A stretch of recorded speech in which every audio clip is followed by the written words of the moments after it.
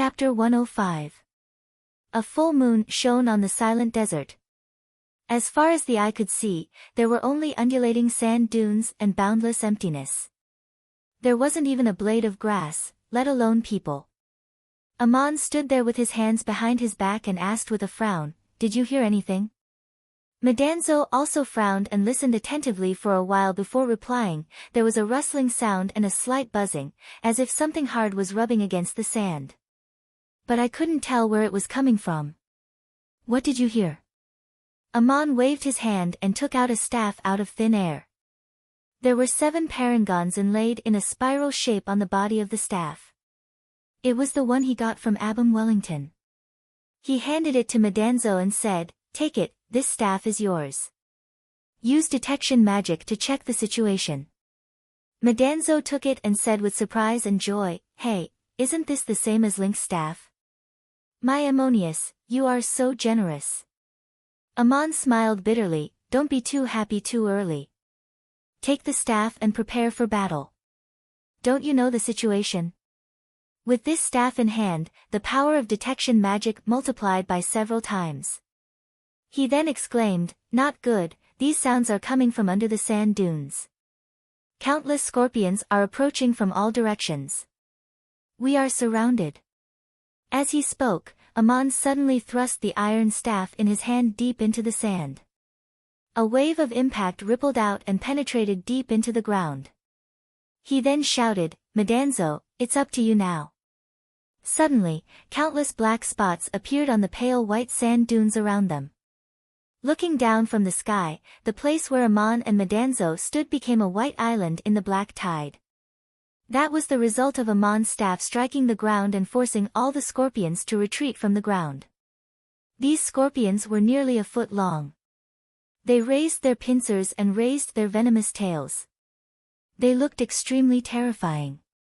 If it was just 1 or 2 scorpions, he might be able to stomp them to death with just a lift of his foot.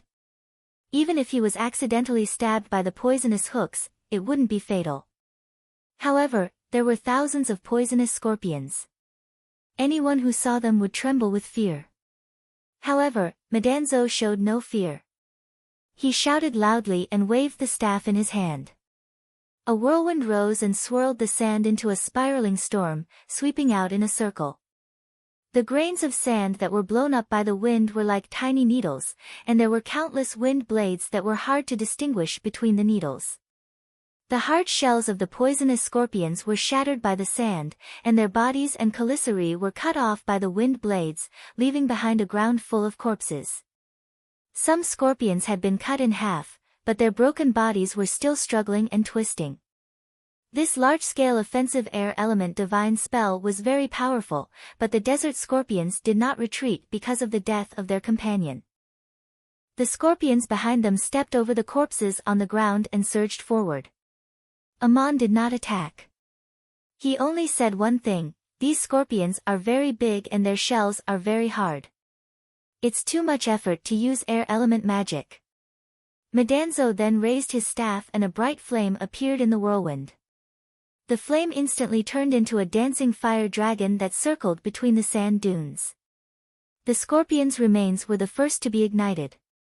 Then the scorpions that surged forward also twisted and rolled in the sea of fire, and were burnt to ashes. Faint smoke rose in all directions, mixed with an unpleasant stench. Amon spoke again, "Scorpions have venom in their bodies. With so much venom around us, the smoke will be very poisonous." There was no need for Amon to remind him. Madanzo did not stop the whirlwind while casting Sea of Fire. Instead, he blew the smoke outwards.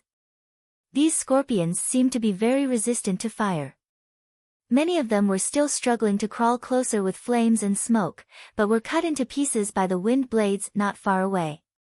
At this moment, Madanzo was casting 2 kinds of large-scale advanced-level magic at the same time. He couldn't go on like this. After a while, he shouted, "God Amon, are we in a scorpion nest? There's no need to waste time like this. Why should we be surrounded by a group of scorpions? Let's just go. The scorpions can't catch up with us." Amon pulled out his staff and put away the tent. He nodded and said, "Then let's go." "You break out." Madanzo pointed his staff forward and the whirlwind converged into a straight line and shot out, blowing a wide trench in the sand. The scorpions were swept to the sides. The flames disappeared, and then turned into a cold. The scorpions nearby were stiff on the ground, and the scorpions a little further away seemed to be affected by the cold and slowed down.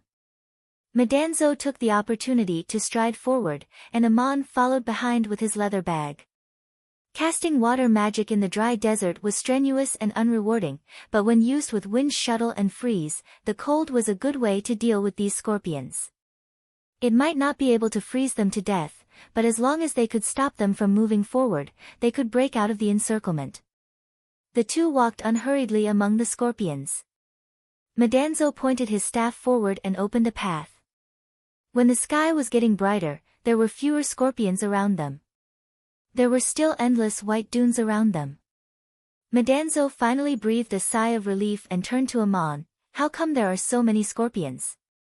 Have you encountered them before?" Amon shook his head. "There are scorpions in the desert, and there have been people who were accidentally bitten to death. I've heard of it since I was a child, but I've never heard of so many scorpions. Maybe the environment changed after the flood." Madanzo frowned. "These scorpions are obviously too big, and they look very poisonous. They are not ordinary sand scorpions, are they?" While speaking, he suddenly stamped his foot and killed a scorpion that suddenly burrowed out of the sand. He cursed, "Why are there more? Is there no end to them?" Amon suddenly thought of something and said, "Before coming here, I heard that there are monsters in this area. It seems that these scorpions are also one of the monsters. I once saw a scroll of myths and legends in the Temple of Isis, called the Land of Marduk. It recorded that the town of Duk was once the battlefield of the gods.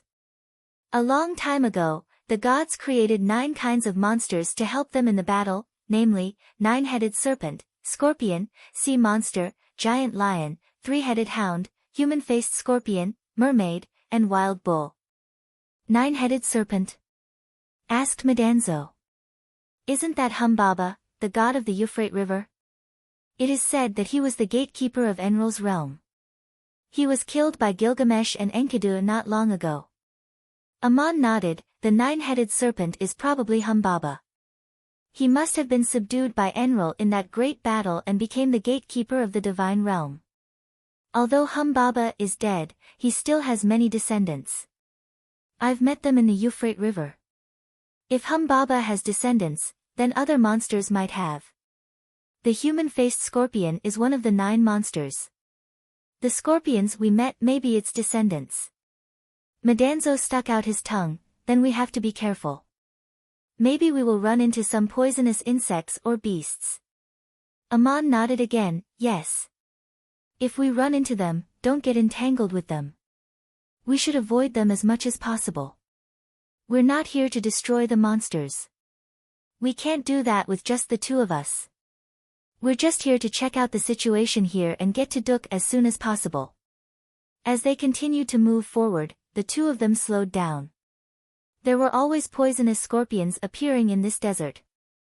They would suddenly drill out of the sand, sometimes in groups, sometimes only 5 or 6 of them.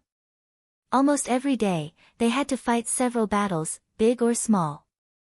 Madanzo was almost stung by a scorpion. Amon just followed behind and did not do anything. He let Madanzo deal with everything. 7 or 8 days later, they could see sparse grass in the desert. "Madanzo, can you hold on?" asked Amon. Metatro took a few breaths and said, "Ever since I started practicing magic, the number of magic I've used in the past few days is less than the number of magic I've used. The opponent is just a scorpion, but it can't be sustained. Who knows when it will appear? If it weren't for you, Ammonius, I'm afraid I wouldn't have been able to hold on much longer." On the same day that Amon and Madanzo decided to turn north from the trade route, 3 people were having a meeting in the shrine of Saya Enrol. They were an old man and his 2 young disciples. Goliath's appearance had not changed much. He still had a goatee and a face full of wrinkles, but his eyes seemed to be clearer and deeper than 2 years ago.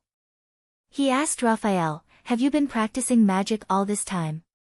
Raphael replied, "Magic practice has been my hobby since I was a child, and I'm used to it.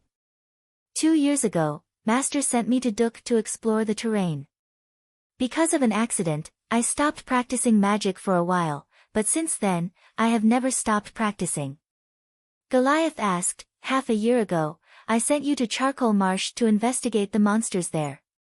It was much more dangerous than the mission 2 years ago. Did you stop practicing magic?" Raphael replied respectfully, "Yes, under your guidance, it has become a kind of self-awareness. I don't have to remind myself what to do, I do it naturally every day.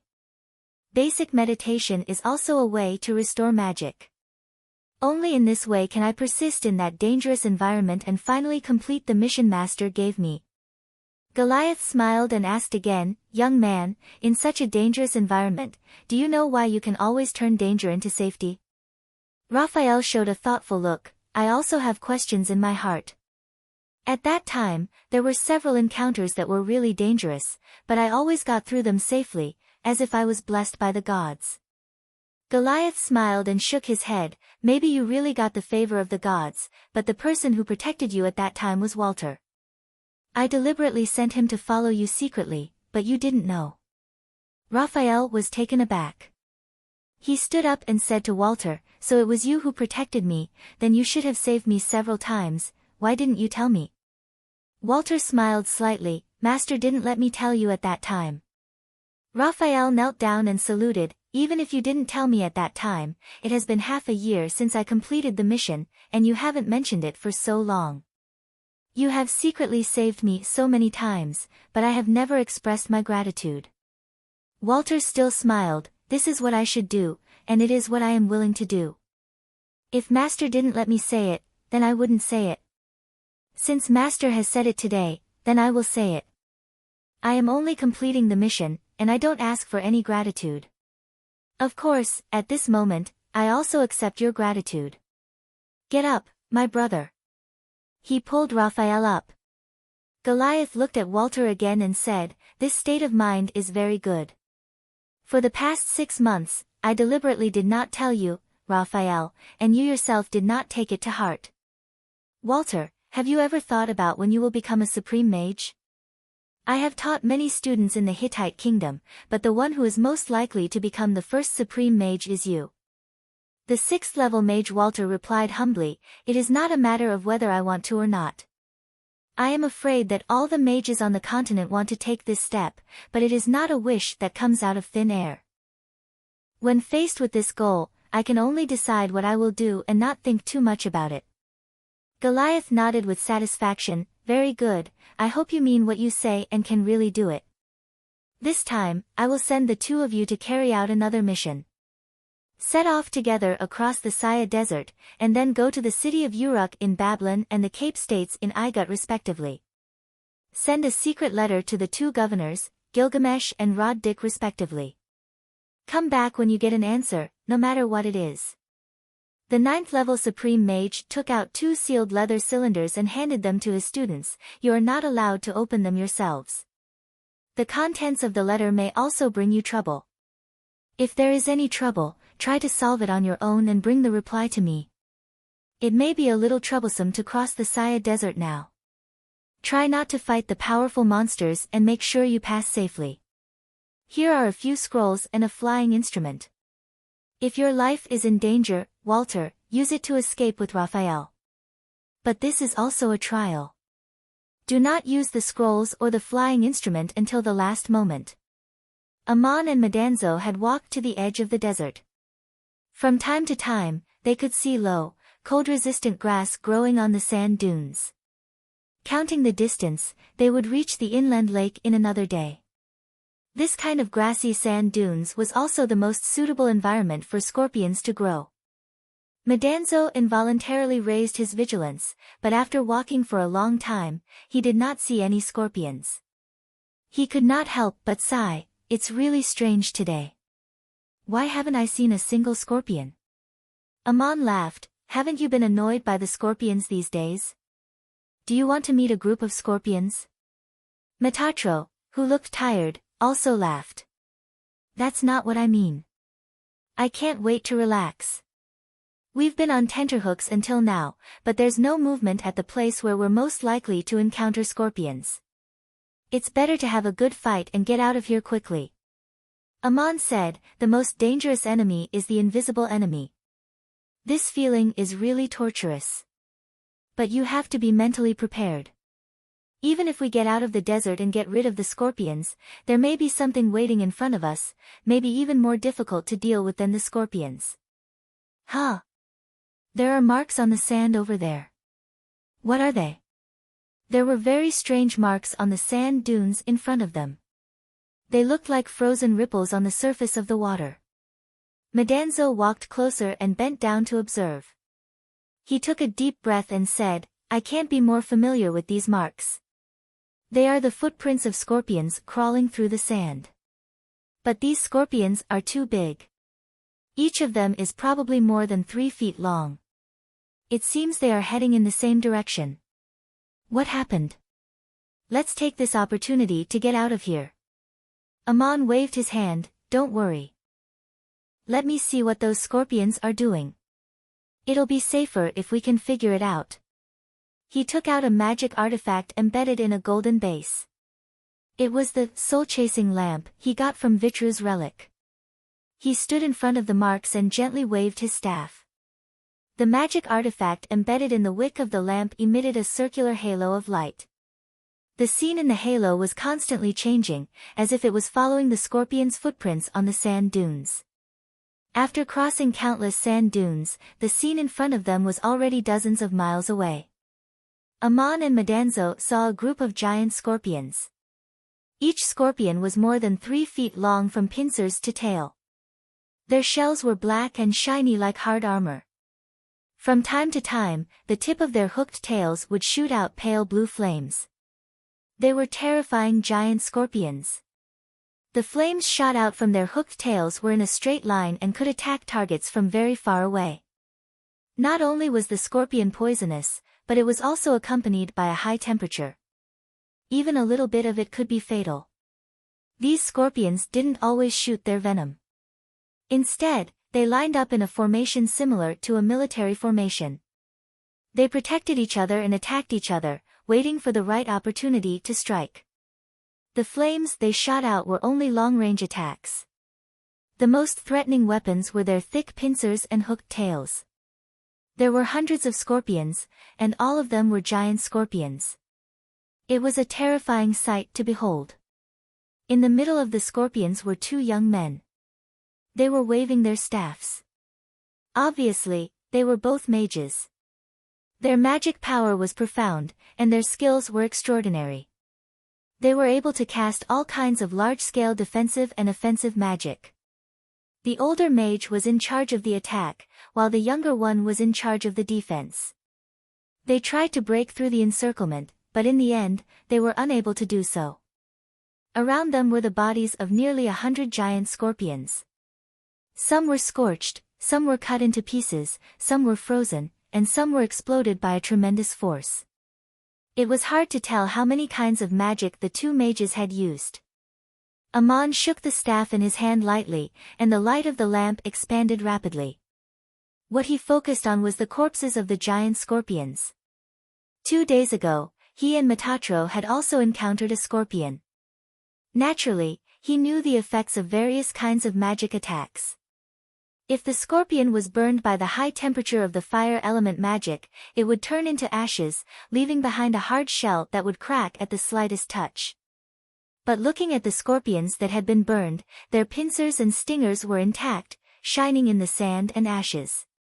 The effect of fire magic attacks was not very good, and it would ignite poisonous smoke. The 2 mages changed their methods after trying it out. The scorpion corpses that were left behind were destroyed with other magic. Whether it was spatial slash or wind blade, the scorpion corpses should have been torn apart. But Amon found that there was a palm-sized hard carapace on the back of the giant scorpions that was intact. One could imagine how hard it was. The pincers, stingers, and carapace of these giant scorpions were all good materials for processing weapons or magic artifacts. What's more, there were so many of them. As the successor of Nietzsche, Aman immediately thought of them. Chapter 106. Judging from the magic they used, the older one was a 6th-level mage and the younger one was a 5th-level mage. Their skills were not simple. They were definitely not ordinary mages. Even Aman admired them. He had never seen an advanced mage who could use various kinds of magic so perfectly. If it had been another 2 mages of the same level, they would have been killed by the scorpion's tail. But these 2 did not show any signs of defeat. They were just struggling. It seemed that it would not be easy to break out of the encirclement. Aman frowned and said, "A 5th-level mage and a 6th-level mage. They are definitely the disciples of the best mages. In terms of magic alone, they are not inferior to you or me. If you and I join, the 4 of us can definitely deal with these giant scorpions.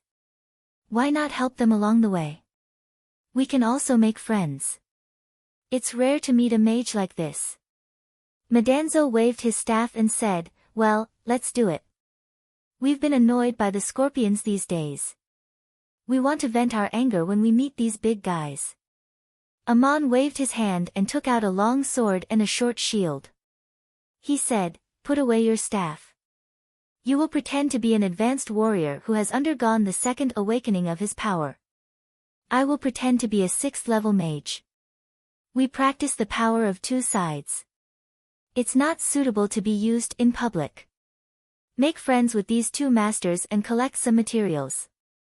We can take them to Link's tribe to make a batch of tools." Warret and Raphael were engaged in a bitter struggle with the mutated giant scorpions. Several times they tried to break out of the encirclement, but the mutated giant scorpions always found the right time to spray burning venom, slowing them down. Such a battle was the most helpless for a mage because the scorpions would not negotiate with them. Even if they killed many scorpions, there would still be more coming. Walter had scrolls with him that could instantly break out of the encirclement with Raphael, but he had not used them. He also knew that Raphael had scrolls with him. Goliath had specially taught them to protect themselves before leaving, and Raphael had insisted on not using them. He only cooperated with Walter to fight the giant scorpions with his own power. Teacher Goliath had said that going through this path was also a test and experience. Raphael rarely had this kind of experience. The young man did not know that he was on the verge of breaking through from the 5th level to the 6th level. Raphael was the nephew of the Prime Minister of the Hittite Kingdom. Even without his family background, he was Goliath's favorite student. Most people would respect him and give in. It was rare to see such a scene. But these scorpions did not care who he was. Goliath had sent Raphael to carry out difficult and dangerous tasks twice in order to create an environment for him to gain experience. As long as he did not flinch, Warret would cooperate and protect him. He would not resort to other means until the last moment. Hundreds of giant scorpions had been killed, but there were still nearly 300 scorpions left. It seemed that it was impossible to break out of the encirclement like this. Walter sighed inwardly. He had already prepared 2 supreme scrolls and could use them at any time. At this moment, Walter was suddenly startled. He sensed a powerful force erupting behind a distant dune. He immediately held the scrolls and shouted, "Raphael, be careful. Another master is coming. Is it a bigger scorpion?" Of course it was not a scorpion. Then they heard a violent explosion. At the edge of the encirclement, 5 or 6 giant scorpions seemed to be torn to pieces by a force of spatial distortion. Their carapaces and body fragments splashed in all directions. Raphael whispered, "It's a helper, at least a 6th-level mage." Then he shouted, "May I ask which friend has come?" "Walter and Raphael, the High Priest of Saya, thank you for your help." A loud voice answered from behind the dune, "Wandering warrior Madanzo and mage Alaha are passing by and have come to lend a hand." Following the voice, a warrior had already crossed the sand dune and was approaching with large strides.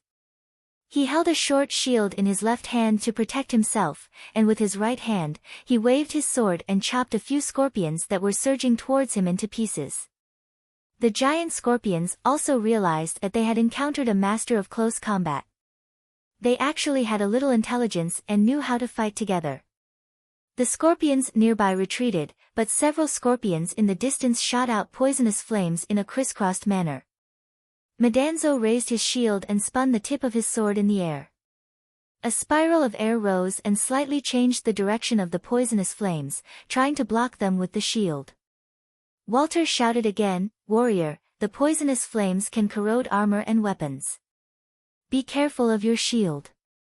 Before his voice died away, the poisonous flames scattered in front of the shield.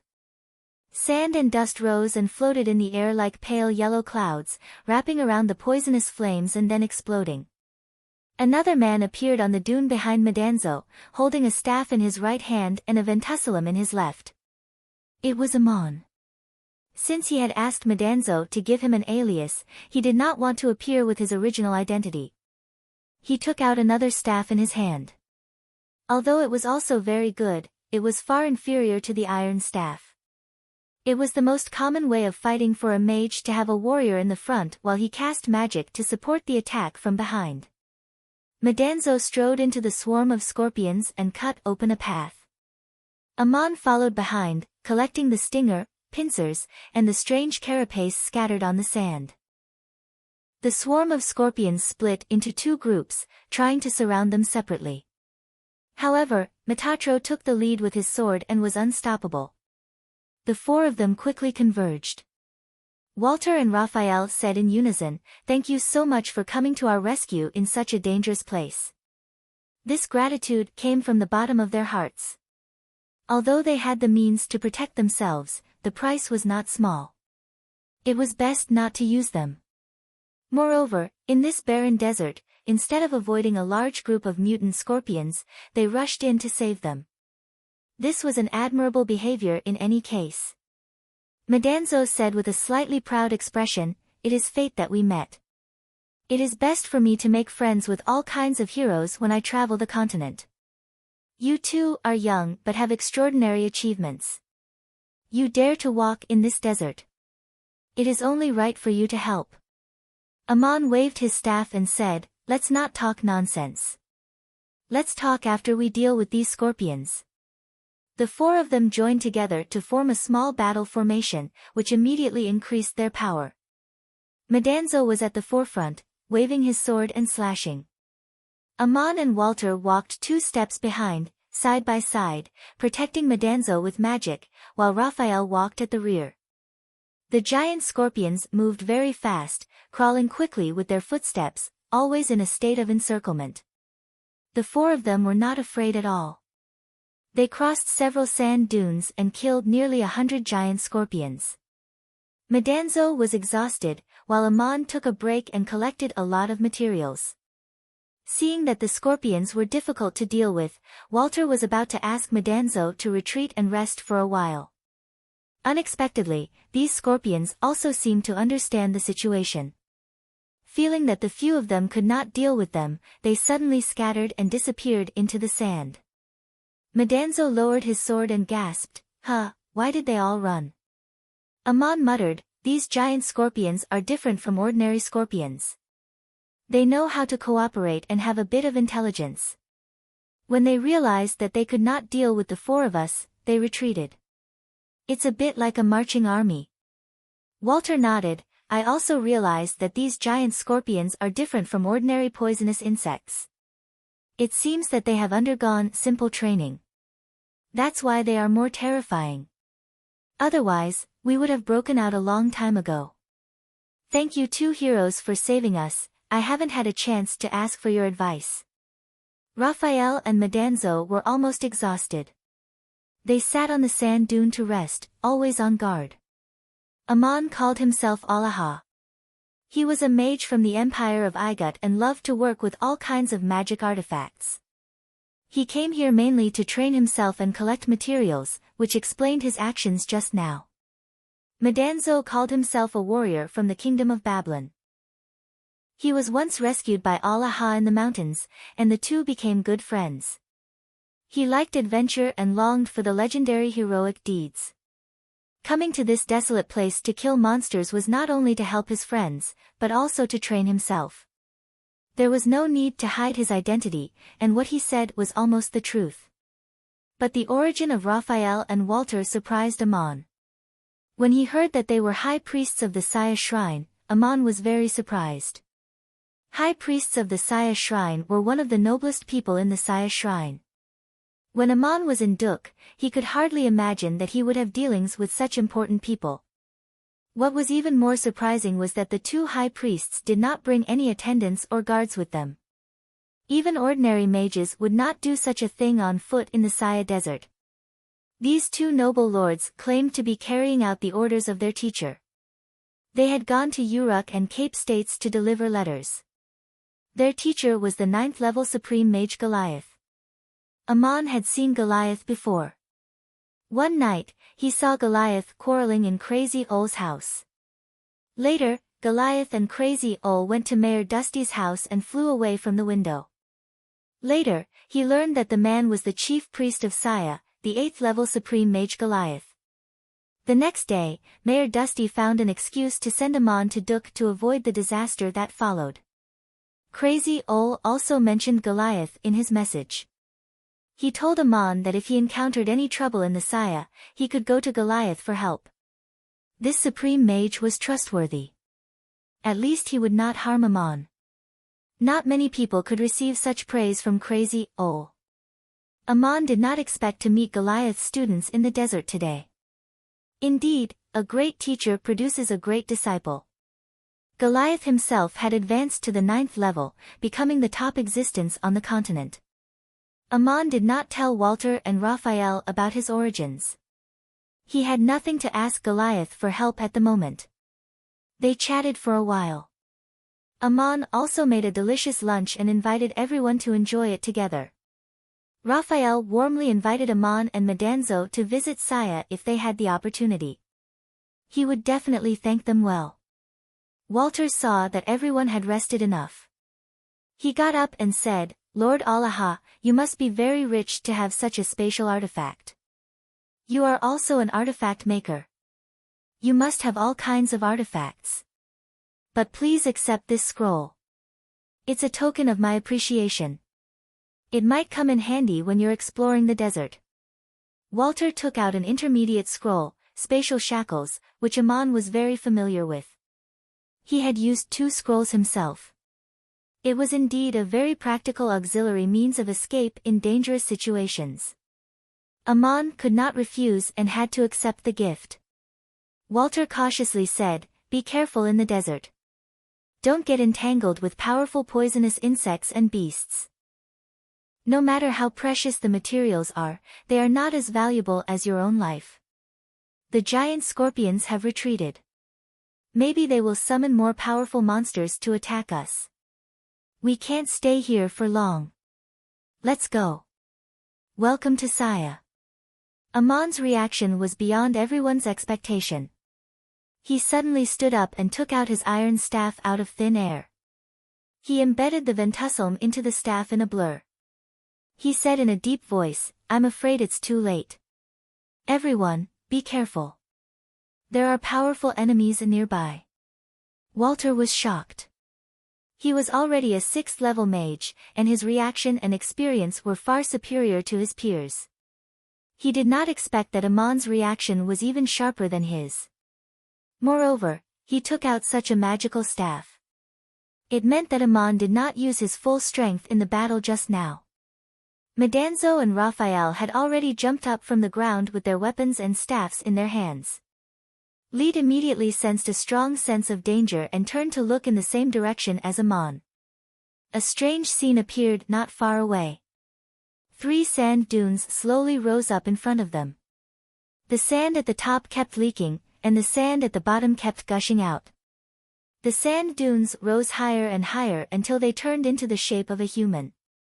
When the sand dunes stopped rising and all the sand fell, 3 monsters appeared in front of them. The one in the middle was a man, more than 20 feet tall.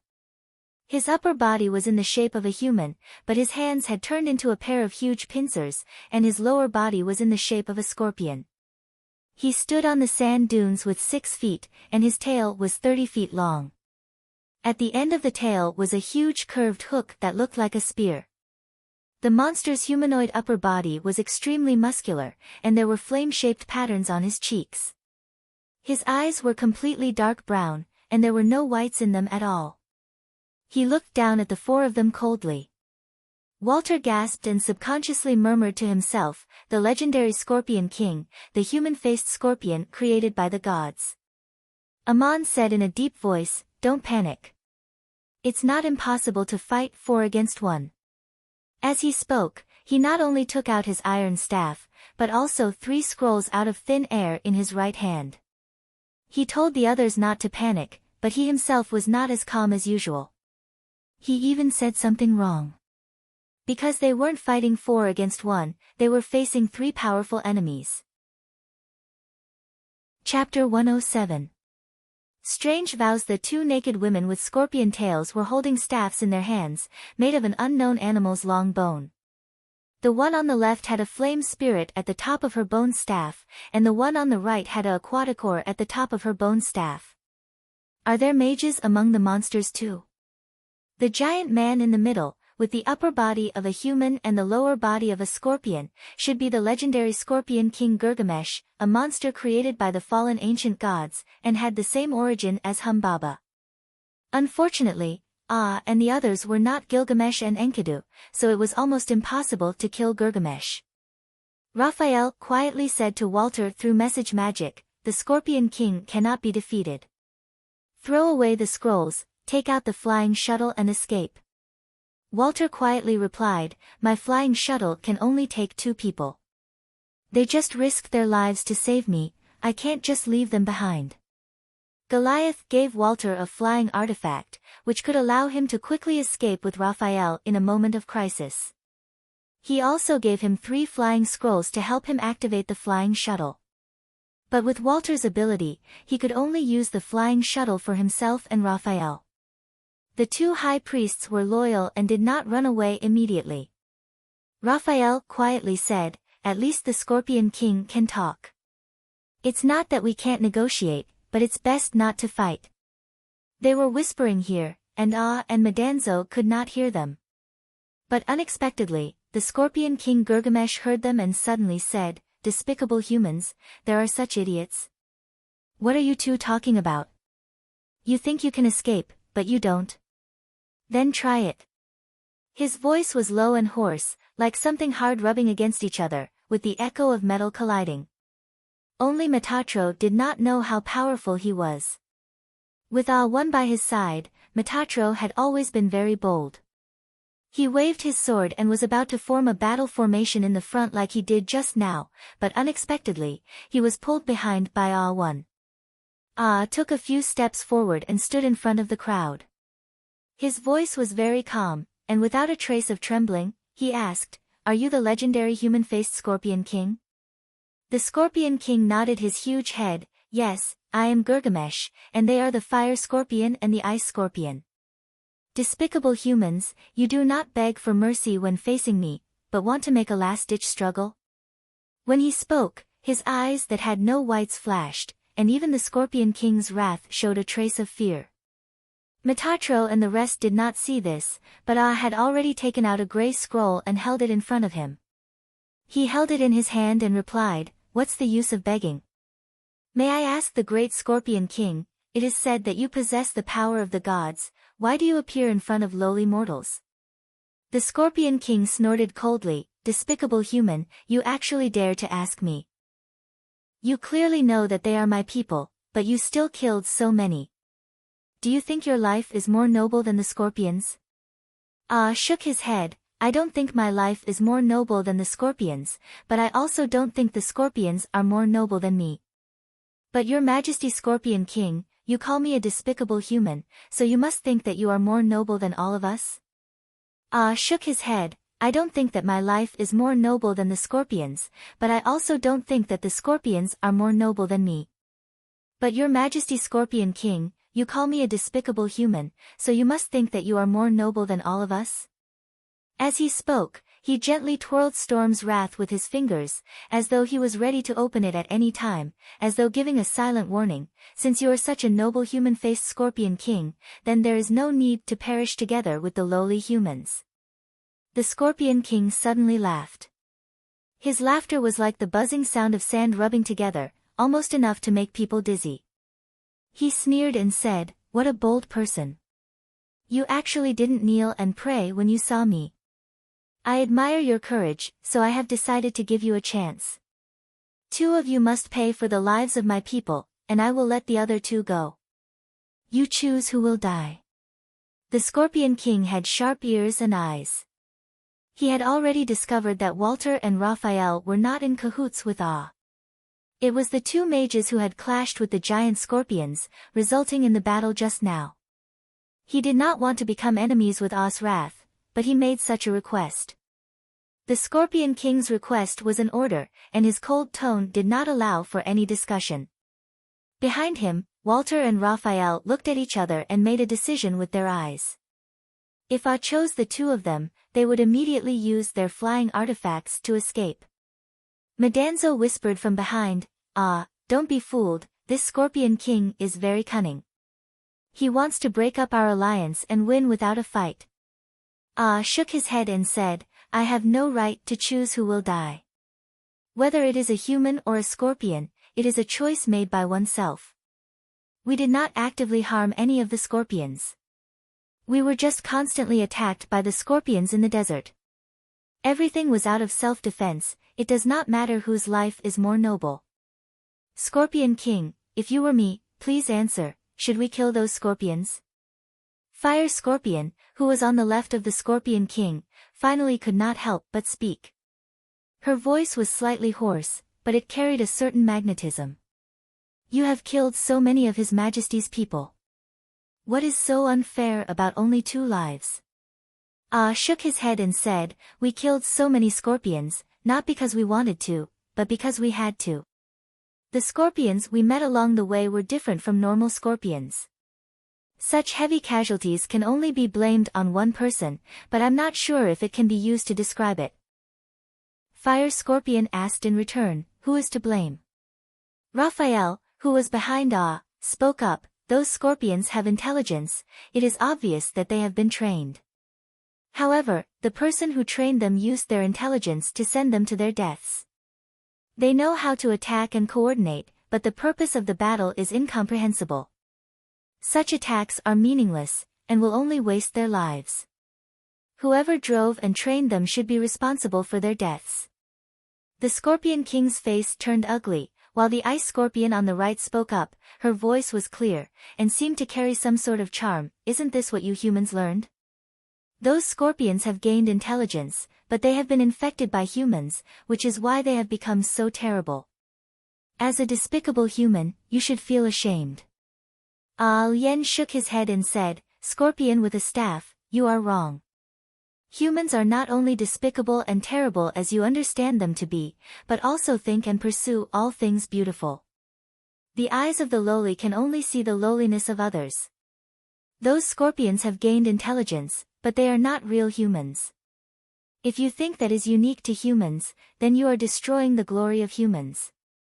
Walter also stepped forward and stood in front of Raphael, saying, "Your Excellency Scorpion King, please allow me to call you Your Excellency. You trained those scorpions like a battle formation, ordering them to launch meaningless attacks in the desert. Are you trying to cultivate a scorpion army in this way? My name is Walter, and my companion Raphael and I are the high priests of the Shrine of Saya Enrol. Our teacher is the chief priest of the Shrine of Saya and is also a 9th-level supreme mage. He commands the soldiers and civilians of the city, and is much stronger than your scorpion army. But we will not start a meaningless war, and let the soldiers and civilians die needlessly." Madanzo also said, "Since we are not injured today, we can forget about this matter. Your scorpions are dead, you should go back and think about it. Also, you 2 beautiful scorpions, I would like to ask, you keep saying that you despise humans, so why do you still take human form?"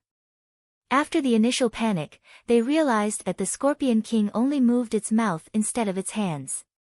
Ah, on the other hand, was calm and composed. The few of them also calmed down and began to reason with each other. They were all quite eloquent. The Scorpion King's face was very ugly, and the flame-like tattoos on his cheeks changed color. Without waiting for the two scorpions to speak, he replied in a deep voice, "This is not the appearance of a human, but the appearance of a god. Legend has it that the gods created humans in their own image. They have a godlike body, but foolish humans do not know how to cherish it." Ah said in a deep voice, "We cherish our bodies, so we do not want to be hurt by your scorpions." Scorpion King, I would like to ask you another question. Is it possible that humans created gods in their own image? Do you know how to become a god, or do you want to become a real god? If that is the case, Your Majesty Scorpion King, how about we make an agreement today? Only Ah understood that the Scorpion King did not attack because he did not want to perish together with his enemies. Of course, he did not want to use the Doomsday Scroll, but it was not a good idea to be in a deadlock with this arrogant and powerful Scorpion King. He had to find a way for him to step down. Ah's words caused Walter and the rest to be dumbfounded. The Scorpion King's expression changed a few times, as though something was on his mind. After a long silence, he finally nodded and said, "Interesting person, what is your name, and what agreement do you wish to make with me?" Ah replied, "I am Allah. The agreement is simple. As long as your scorpion army does not initiate an attack, me and my tribesmen will not harm your subordinates. The desert is not a suitable place for humans to live. If you wish to have your own divine realm, feel free to try. In fact, you should be glad that you met us and not Enkidu and Gilgamesh. Think about Humbaba's fate. And we should also be glad that we happened to meet your Majesty Scorpion King, and not be surrounded by the mutated giant scorpions."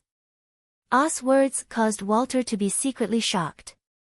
He also hurriedly said, "I represent Saya to make the same agreement with your Majesty Scorpion King. Do you know that this desert is within Saya's territory?" The Scorpion King narrowed his eyes and asked, "High Priest, why don't you represent the Temple of Enlil?" Walter shook his head and said, "With my identity, I do not have that qualification. I can only represent Saya to make an agreement with you." The Scorpion King then asked Ah, "How do I know who is your tribesman?" Ah raised the iron branch in his hand and said, "This is my staff. It's very special, you should be able to recognize it. If my tribesmen pass through your territory, they will carry this staff with them." The Scorpion King thought for a moment and asked, "What if someone violates the agreement?" Ah laughed, then, "Mighty and noble Scorpion King, you can appear like a god and mete out punishment without suffering vengeance, hatred, or curses. In order to make the agreement official, we must all swear an oath." The Scorpion King let out another contemptuous sneer, "Are human oaths valid? What kind of oath do you want to make?" Ah replied unhurriedly, "Your oath is that if you violate it, you will never become a god. My oath is that if I violate it, I will forever be a lowly human." Walter and the rest behind him had strange expressions on their faces. What kind of oath was that? It was absolute nonsense, and this Scorpion King's mind was indeed different from the average human. He actually nodded and said, "The four of you must all swear the same oath. Only then will it work." Madanzo tried his best not to laugh, and pointed at the fire scorpion and the ice scorpion behind Ah, "Then the three of you must also swear the same oath. Only then will it be fair." Unexpectedly, the Scorpion King straightforwardly said, "All right, it's a deal." Walter and Raphael looked at each other, wanting to laugh but not daring to. Thus, the four of them and the three scorpion demons made their respective oaths. The Scorpion King waved his huge pincers, which turned back into human hands. His lower body also turned back into human form, looking completely like a muscular man. He pointed at Ah and the rest and said, "Please remember today's agreement and abide by your oath." Quicksand surged up and enveloped the three scorpion demons. The sand dune then calmed down, and the Scorpion King and his two subordinates were nowhere to be seen. Madanzo patted his chest and said, "Ah, Allah, you're really amazing. You sent the Scorpion King away just like that?" I thought you were going to stay here today. Had already kept his Tiamat's wrath, holding onto the iron branch with one hand, he turned to Madanzo and said, "Quick, help me up." Madanzo quickly stepped forward to support one of Ah's arms, and asked in surprise, "What's wrong with you? Why are you covered in cold sweat?" Ah waved his hand without saying a word. Walter and Raphael stepped forward and saluted, "Sir Allah, it's all thanks to your wisdom and bravery that we were able to escape this calamity. We're also very grateful that you didn't choose to hand us over to the Scorpion King when we were threatened." Ah laughed bitterly, "I don't have the qualifications to do that. If I really did that, the one who would die would be me. Let's go, don't you still need to deliver the letter? It's better to leave this place as soon as possible." Walter nodded, "We'll leave now. The two of you shouldn't stay for too long, I look forward to meeting you in Saya." He then threw out a shuttle-shaped artifact, which turned into a ship-shaped space that wrapped around himself and Raphael as they flew into the sky. In mid-air, he unfurled a flying scroll, and the shuttle suddenly sped up and disappeared into the horizon. Ah looked at the direction where the shuttle disappeared and said, "Those two are really not bad. They could have run away on their own, but they chose to stay and fight with us." Chapter 108. Ahmad replied, "That's a wind-riding shuttle. The materials needed to make it are very rare. It's also very difficult to make it successfully. You can use a ventuselve to create a magical space and activate it with high-grade air magic. It can carry you in flight. It's a very precious artifact. It should be given by the Supreme Mage Goliath for self-defense." Madanzo blinked and asked, "If we have a wind-riding shuttle like this, can you also carry me in flight?" Ahmad nodded. "Yes, I can also use high-grade air magic. My magic power is no weaker than Walter's. If we have a wind-riding shuttle, of course we can carry you in flight." Madanzo's face was full of yearning. "How much does one cost? Is there a place to sell it?" Ahmad smiled bitterly. "I've never heard of anyone willing to sell this kind of thing. Only a great shrine with a strong foundation can own it. If you can collect enough materials, you can try to make it yourself." Madanzo leaned closer and asked, "Ahmad, do you know how to make it? I don't mind dragging Link with me to collect all kinds of materials. How much does it cost to make such a shuttle?"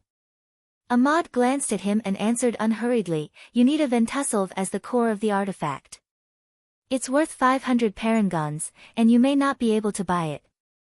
I have a ventuselve, but it's already been made into a spatial artifact. I can't use it to make a wind-riding shuttle. Even if you can collect all the materials, including the ventuselve, and understand the method of making an artifact, there's no guarantee of success. Even an outstanding artifact master has a chance of failure. Calculate the cost yourself." Madanzo didn't reply for a long time.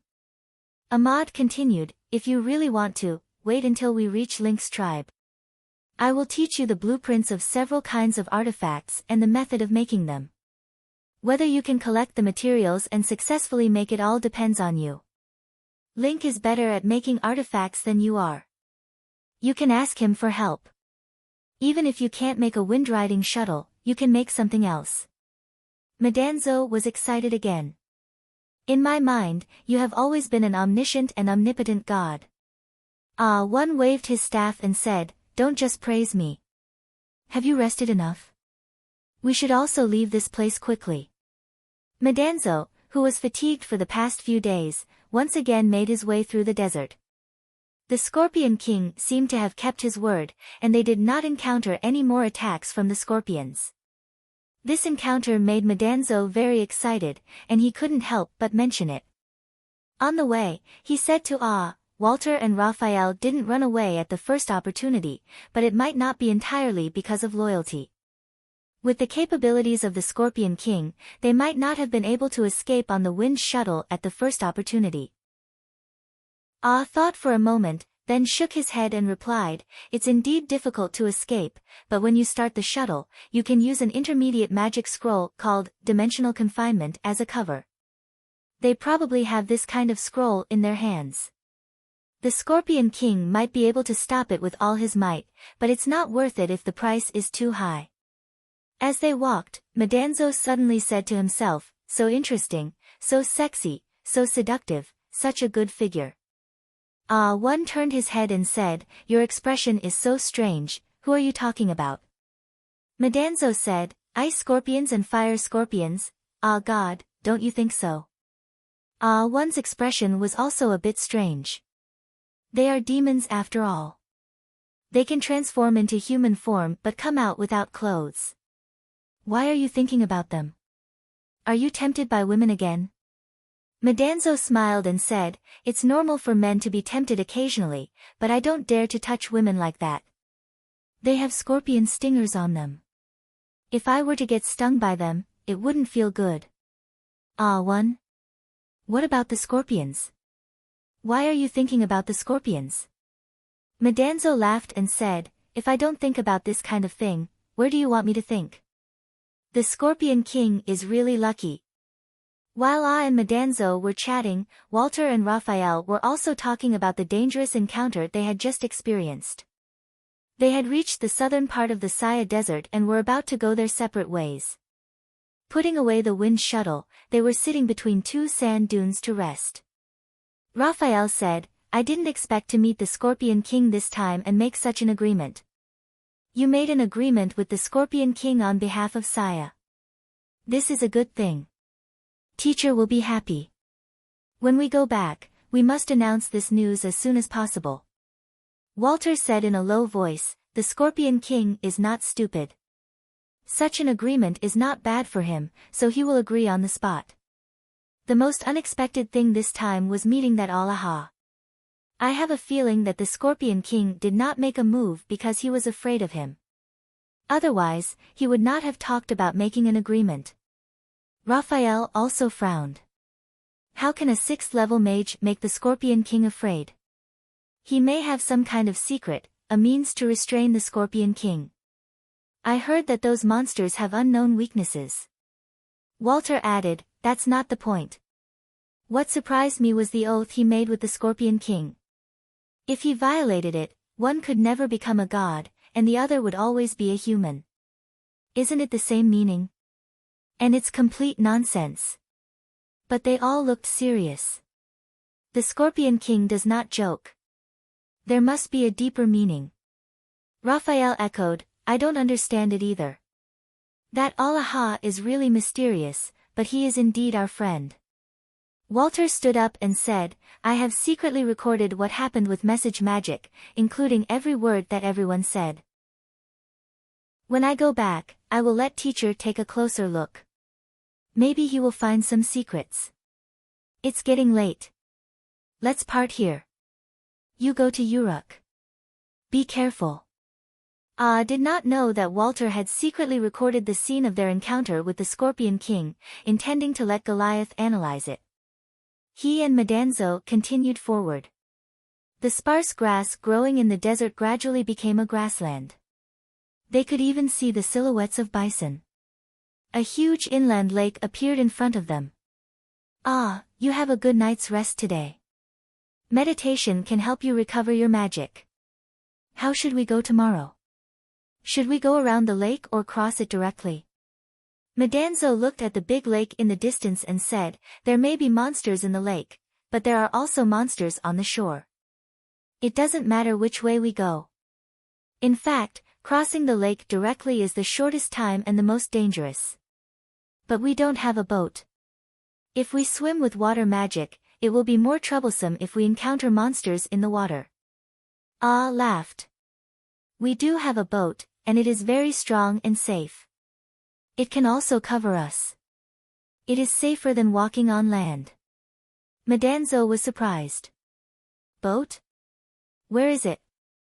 God, you are amazing. At this moment, Schrödinger suddenly poked his head out of the leather bag, stretched out his front paws and stretched out a long yawn, as if he had just woken up from a dream. A few days ago, when they encountered danger in the desert, and Madanzo did not notice, and the cat would call out in advance. But today, when they encountered a powerful enemy like the Scorpion King, it did not make a sound. Perhaps it was because of the strength of the Scorpion King, but Schrödinger felt that it did not matter whether he reminded it or not, or he did not want to appear in front of Walter and Raphael.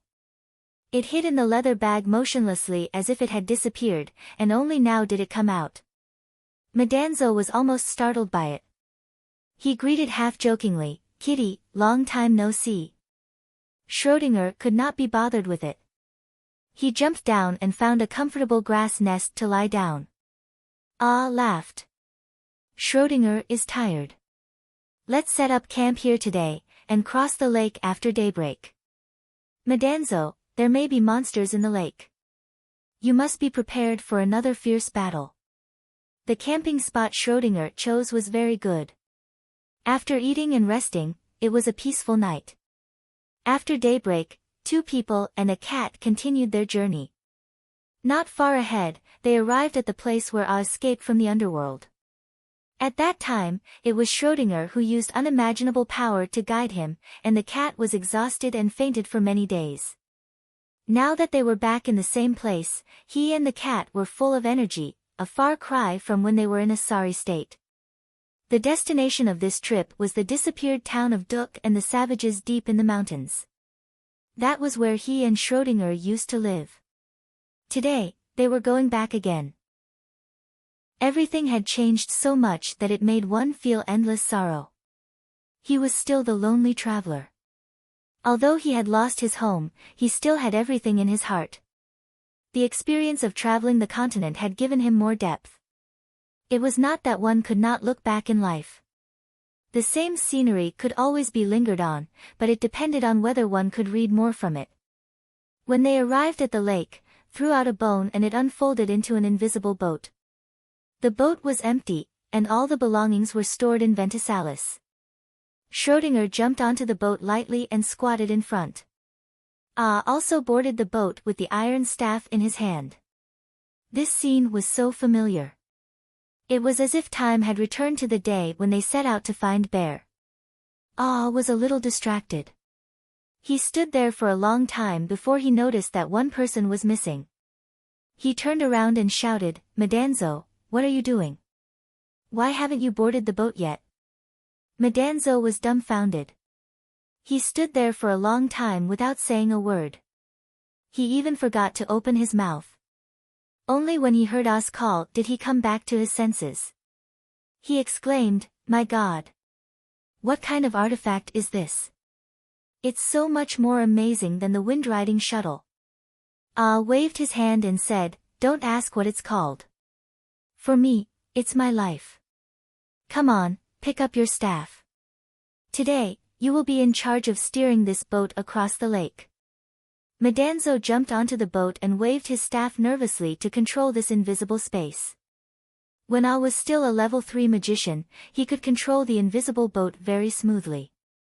Now that Madanzo had reached the peak of level 5, he quickly mastered the trick. This invisible boat was very easy to control. It was simply the most magical artifact in the world. It glided across the lake like a flying fish. Madanzo gradually felt high-spirited as he steered the boat. He shouted to excitedly, "My God! Can this boat of life fly?" Replied, "In theory, it can fly, and it's much easier to control than the wind-riding shuttle. However, the space it has to spread out is very large, and the law of space is also very large. With my current strength, it's still very difficult for me to make it fly." Madanzo waved his staff and said, "I feel like it's about to fly. This feeling of riding the wind is really satisfying." He deliberately controlled the boat to float on the surface of the water, drawing all kinds of curves like a bird flying freely in the sky. Also felt that it was fun, so he smiled and said, "Be careful, there might be water monsters in the lake." The invisible boat sailed across the blue lake, rippling in the water. The water was very clear, and from time to time, a variety of large fishes could be seen swimming in the water. The wind wasn't strong, and there were a few cotton-like white clouds floating in the sky. In the distance, there were grasslands and mountains. In fact, the mountains were very far away. After crossing the lake, there was still a few hundred miles, and climbing up the mountains was the majestic Saya Plateau. The grasslands only surrounded the lake, and further away was the invisible swamp and forest where monsters roamed. When they reached the center of the lake, they could feel that the water was obviously cold, and there were almost no schools of fish. Madanzo exclaimed in surprise, "Why are there no monsters in the lake? I still want to show off my skills with this magical boat." Before he could finish, he heard Schrodinger's lazy cry. Then, a few large fishes leaped out of the lake, splashing up a lot of water as they fled in panic. He tapped his staff and said, "As you wish. Get ready to show off your skills." Madanzo also sensed a powerful force in front of him. Just as he raised his staff, a white line appeared on the surface of the water, and a huge tail suddenly flew out. The tail was as thick as a man and was covered with dark green scales. It swung out from the water, but it didn't cause much noise. In an instant, it arrived above the invisible boat. He was familiar with this scene. He had seen it before on the Euphrates River. He shouted, "This is the descendant of Humbaba, be careful." Even without Ai's warning, Madanzo had already made his move. The huge tail stopped in mid-air, emitting a sound like shattering glass. A translucent ice shield suddenly condensed in mid-air, disintegrating under the powerful impact. Ai was indeed a disciple of Ai's sect. Ai had also used this defensive technique on the Euphrates River. Forming an ice shield on the surface of the water was the fastest method. As the ice shield shattered, Madanzo's right hand had already unsheathed his longsword. He leaped into the air and slashed out. This reaction was the same as Ai's, except that Ai's weapon was an iron staff, while Madanzo's was a warrior's sword. The sword landed solidly on the snake's tail. The power of this strike could even split a rock in two. But only a few palm-sized phosphorescent flakes splashed off the snake's body. Yellow ripples spread across the snake's body, and it actually withstood the full force of a fifth-level warrior's strike. Two massive forces collided in midair, and Metatro was forcefully smashed down. The entire invisible ship sank downwards, parting the surface of the water as it was pushed back nearly 100 feet by the impact. Ai shouted, "I told you, this is the descendant of Humbaba. It's extremely strong in the water, you can't take it head-on." Madanzo steadied himself and shouted, "Is it also a 9-headed snake? You can't even chop off the tail, it's not easy to chop off all 9 heads." Ai replied, "It's a 1-headed snake. Humbaba is a 9-headed snake. Do you think you can show off when you meet me? Body arts to defend, divine arts to attack. Let me see how far you've trained in the power of the two sides." The giant tail had already retracted into the water. A loud, strange sound came from the depths of the lake. It sounded like muffled thunder, like a cow's roar.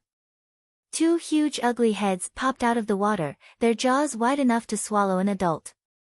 Their purple tongues were like blood-stained chains, and their bull-sized eyes were filled with rage.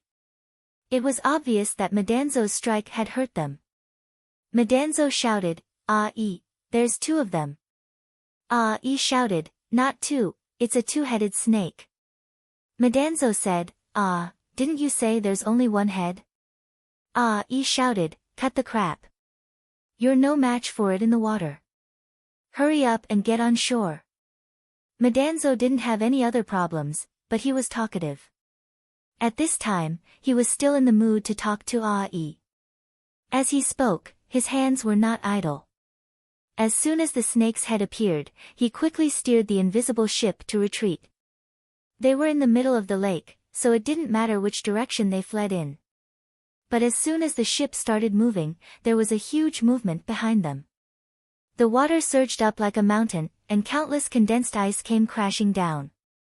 Madanzo shouted and waved his staff to the left. The surging lake seemed to be flattened by a giant hand in an instant.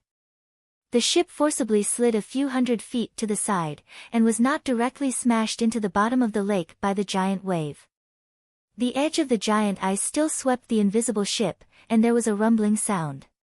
Fortunately, it was a spatial artifact. If it was a real ship, it would have been smashed. The ship shook violently, and Schrödinger, who was squatting at the bow, bounced a few times. He turned back and glared at Madanzo with dissatisfaction, as if scolding him for being too weak. Looking at the cat's appearance, it didn't seem to be afraid at all.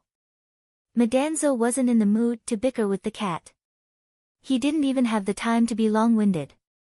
After the giant wave surged up, the thick snake tail once again emerged from the water. The body of this two-headed strange snake was actually so huge. Its head was 100 feet in front of them, but its tail had circled around from the bottom of the water to launch a sneak attack. Another strike missed, and the strange snake roared again and again. A huge arc appeared on the surface of the lake, and the strange snake's entire body floated up.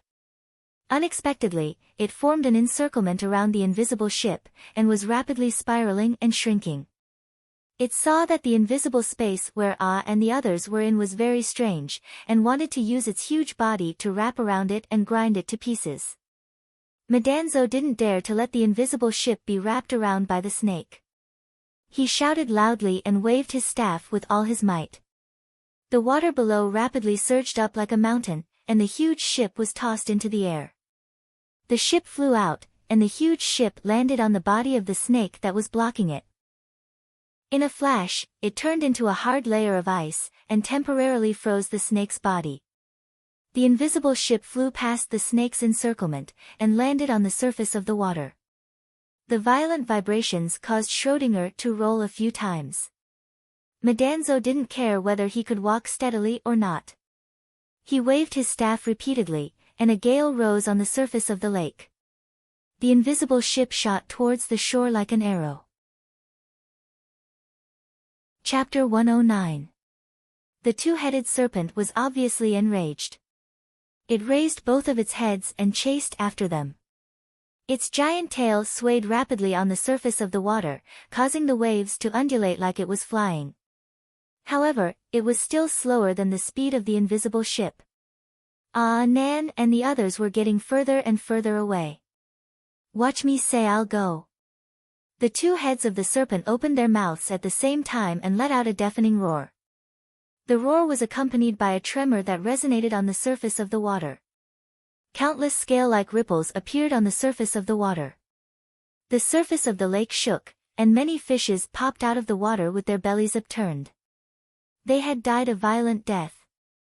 This resonance with the surface of the water was extremely lethal. Madanzo and the others had the protection of the invisible space, so they weren't hurt. However, the speed of the ship had slowed down. The surface of the water formed a resistance, and the buzzing air was also obstructed. Madanzo turned around and stood at the stern of the ship.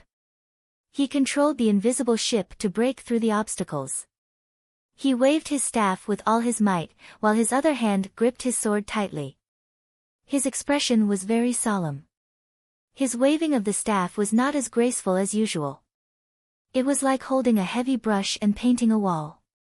It was extremely strenuous. Beads of sweat rolled down his forehead. Every time he waved his staff, the line of sight behind the ship would blur. It was as if space was distorted, and the shockwaves would disappear for a moment. The invisible ship suddenly accelerated forward. Using spatial magic to obstruct the pursuit of the serpent was indeed the most effective method. However, the power of the spatial law was quickly dispersed by the shockwaves. The two-headed serpent was still closing in. Gang had just broken through from the 4th level to the 5th level. He hadn't had the time to train his true strength. When he encountered the serpent in the Euphrates River, he wasn't a match for it at all. He had to use a scroll to deal with it. Now that Madanzo had reached the peak of the 5th level, and he had the protection of the mysterious invisible ship, as long as he didn't make any mistakes, he should be able to put up a good fight against the serpent.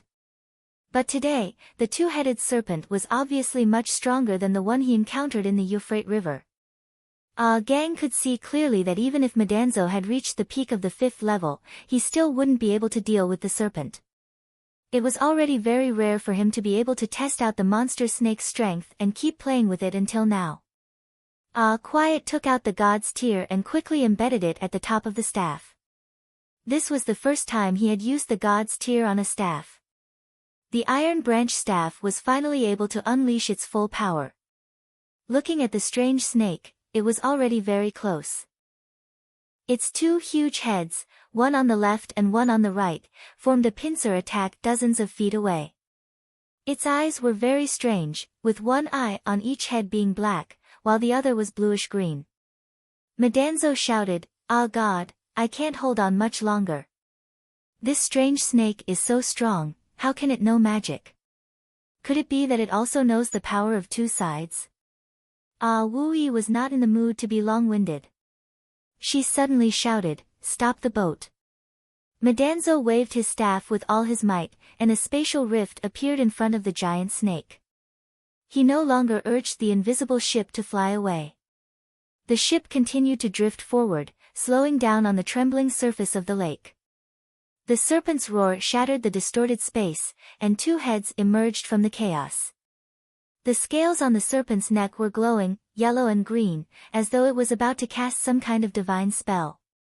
Just at that moment, a golden light scattered in the air, accompanied by a chant, "Strength comes with a strong heart." Who is it that struggles before faith? Who thinks he has broken free from the cage, only to be chained? This was a magic of the Temple of Isis, called the Golden Chain. It was actually a very mysterious high-order spatial magic. Its effect was similar to the advanced magic, Spatial Shackle, but its power was more mysterious and powerful. It was not Crazy Ol who taught it to him. Ah Fan had secretly learned it from the ancient books, and he was able to cast it with ease with the iron staff. The golden light condensed into invisible shackles, binding the two huge heads of the giant snake. The snake struggled on the surface of the water, but its neck seemed to be tightly gripped by two invisible giant hands. Ah leaped high into the air and waved his staff. Don't forget that he was a level 6 warrior, and his staff was also a weapon. Ah jumped more than 30 feet high, and his staff heavily hit the junction between the two necks and the snake's body. But there was no splash of snake phosphor, not even a sound. A violent shock wave spread along the snake's body, as if someone had used a sledgehammer to crack open a mining core. It reminded people of the skills of Duk miners. The impact of the staff was really strong. Ah's body was bounced back and fell back on the ship. The huge invisible ship was thrown back dozens of feet. The 200-foot-long snake's body froze for a moment, as if it was temporarily paralyzed by the shock wave. Ah's staff could not kill the two-headed snake, and he did not even want to hurt it. He just froze the snake for a moment. Ah returned to the ship and flicked his staff upwards. The lake water rolled up and encircled the snake's body, forming a huge ice shell. The ice was thick and solid, forming almost instantaneously along with the surge of water. But it did not directly wrap around the snake's body. There was a layer of space between the ice and the snake's body, and a layer of flame rapidly ignited on the snake's body. The flame was light red at first, but quickly turned blue and white, and finally became light gold. A scorching heat wrapped around the ice, but the direction of the flame was directed towards the snake's body. The heat drilled into the scales, and unexpectedly did not melt the outer layer of ice. The two-headed snake hissed in pain, frantically twisting its body. Cracks appeared on the huge ice shell. The flames suddenly disappeared, all drilled into the scales. Cracks appeared on the ice shell due to the snake's struggle, but these cracks quickly mended. The huge ice shell rapidly grew inwards, thickening and finally completely enveloping the snake's body. The snake's body emitted a radiance, dark brown and dark blue, constantly flickering, as though it was resisting the scorching heat with some kind of magic. But in the instant that the ice shell grew and enveloped the snake's body, a series of explosions rang out. The scorching heat and cold clashed, and the ice inside the snake instantly melted into steam. The huge pressure caused the snake's body and ice shell to explode. The snake's scales flew everywhere, and its blood was a mess. But it was still struggling madly. Ah shouted and quickly waved his staff. His movements were very strange. The space around the snake's body twisted and blurred, and countless twisting cracks appeared. Following the explosion of the ice shell, the spatial rift also split apart. The monstrous serpent's body finally broke into pieces, transforming into indistinct bloody fragments that floated on the surface of the lake amidst the crushed ice. It was finally annihilated. Madanzo sat down on the ship and sighed in surprise. "Ah God, you finished it in one move. What kind of magic was that?" Ah replied, "Song of ice and fire." He waved his staff and used Ventusolve to collect all the snake's scales and bones, including 2 tendons and 8 fangs. Madanzo was surprised. "I've never heard of it before." Ah replied, "I've never heard of it either. I only saw it in a scroll. The scroll was condensed from the writer's mana, and I learned it from the scroll. The snake is dead. Let's continue to the other side of the lake. Don't disturb me for now." Ah placed his magic staff flat on the deck, as he shut his eyes and entered into a deep meditative state. It was as though he had turned a blind eye to the tragic aftermath of the battle, as though he hadn't made a move at all. Madanzo was puzzled, but he couldn't ask any questions. The battle had exhausted him, and he could only force the ship to slowly drift to the other side of the lake. The lake was huge, and the ship moved very slowly. It took them a day and a night to drift to the other side. Ah was still sitting there, as if he didn't know what was happening around him. Fortunately, they didn't encounter any other monsters in the lake. Schrödinger turned his body to look at Ah. His expression was complicated, both gratified and worried at the same time. It wasn't that Ah Xiang wanted to wash his hands of the matter at this time, but after he killed the 2-headed serpent, he suddenly felt a burst of absent-mindedness. In this absent-mindedness, there was also some kind of enlightenment, as if a window was about to open. He immediately immersed his mind to capture and experience this ray of light. He didn't gain much from this long journey. Of course, the real harvest wasn't the items he collected. Meeting the Scorpion King Si Shui, and making that oath, Ah finally solved a question that had been bothering him for a long time. If Crazy, Owl and Bear were still here, could clearly tell them that the path they spent their entire lives searching for did exist. The power of 2 sides wasn't created by Crazy Owl, it had existed since ancient times. From the Scorpion King's tone, it was obvious that he knew this secret. It wasn't just humans. Even a scorpion could become a legendary deity if it reached the end of this path. When Ah boarded the invisible ship again and sailed to the other side, he no longer had any doubts about the answer to this question. Schrödinger unfolded his bones and jumped onto the ship's bow. The ship sailed into the unknown. The reincarnated scene touched Ah. In the lake, he was attacked by the descendants of Humbaba. Ah finally killed the snake, using the Song of Ice and Fire, but without the help of the scrolls. He used the magic he learned from the scrolls and the secret magic of the Temple of Isis. No one taught him these, including the mining skills of Duk. He didn't get the approval of the gods. Ah had a feeling that the path to becoming a deity was there, whether the gods existed or not. The legendary deities had only walked this path and passed all kinds of tests that were inconceivable to ordinary people. But these tests were always there, and even the immortal gods could fall. Ah clearly saw the path he had walked and the future he was going to face. He used to want to see Iko, but when he saw her, things had changed. She was the holy maiden of the Temple of Isis. But he could still look into her eyes calmly. He wanted to go back to Duk, cross the desert, and experience all kinds of dangers. The other side was the legendary land of Marduk, the hometown where he grew up. His wishes and his actions, his pursuit and his path, were far away on the other side. It was like the fusion of fate and reincarnation. It could be said that this was the fusion of faith and belief. The ship suddenly shook. It was not because it encountered a monster, but because it ran aground on the shore of the lake. Ah opened his eyes, stood up, and walked down the ship with his staff in hand. The scene in front of him was a bit like a dream. He finally set foot on this land. The feeling of stepping on the ground was so real that he almost fell. Madanzo, who was following behind, was already exhausted. Seeing that Ah was about to fall, he hurriedly reached out to help him. However, Ah turned around and stood still. He asked, "Have we arrived? Isn't this nonsense? It's not like I can't see it." Madanzo panted and replied, "Yes, we've finally reached the shore. I almost fell down from exhaustion." "Ah, you're finally awake." Ah glanced at Madanzo and said, "Well, you look like you can't hold on much longer. Let's go back to the ship. You have a good rest.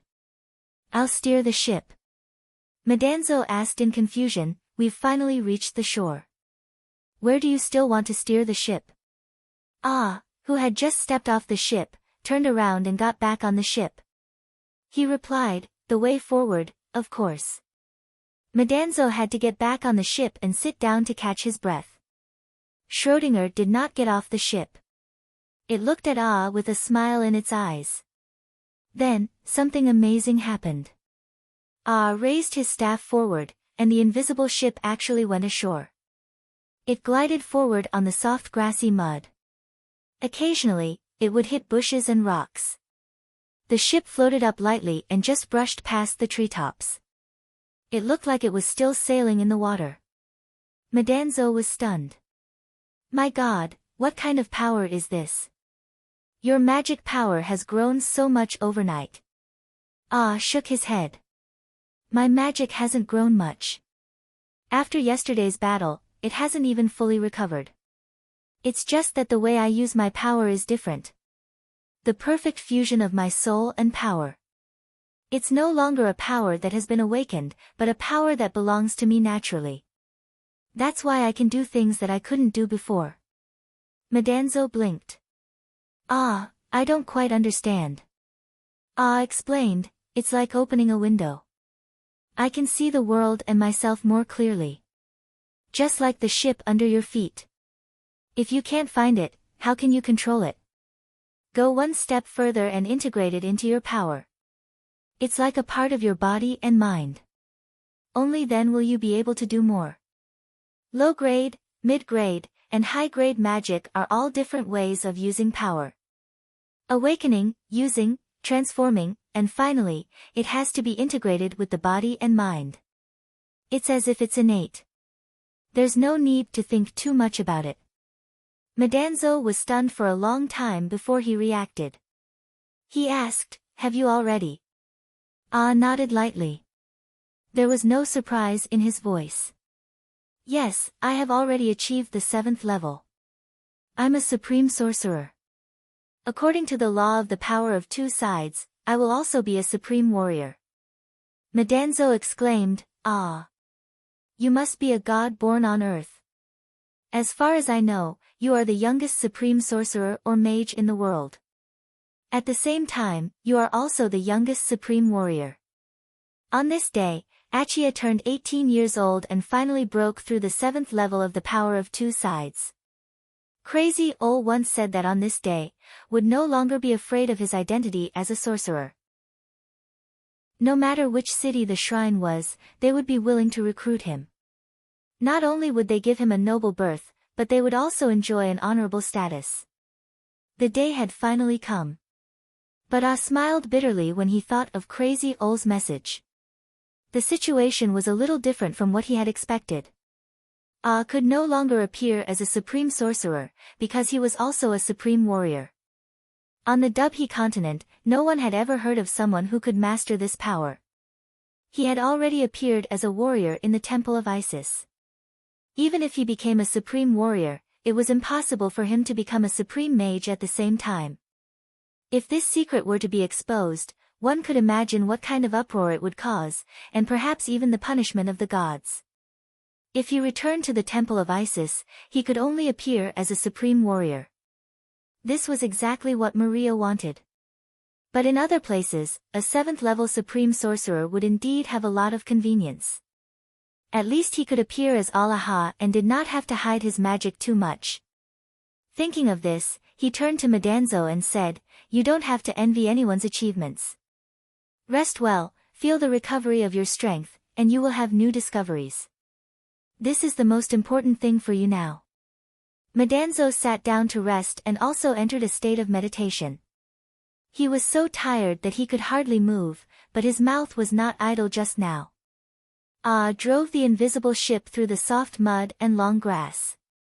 After passing the small grassland by the lake, an endless swamp appeared in front of him.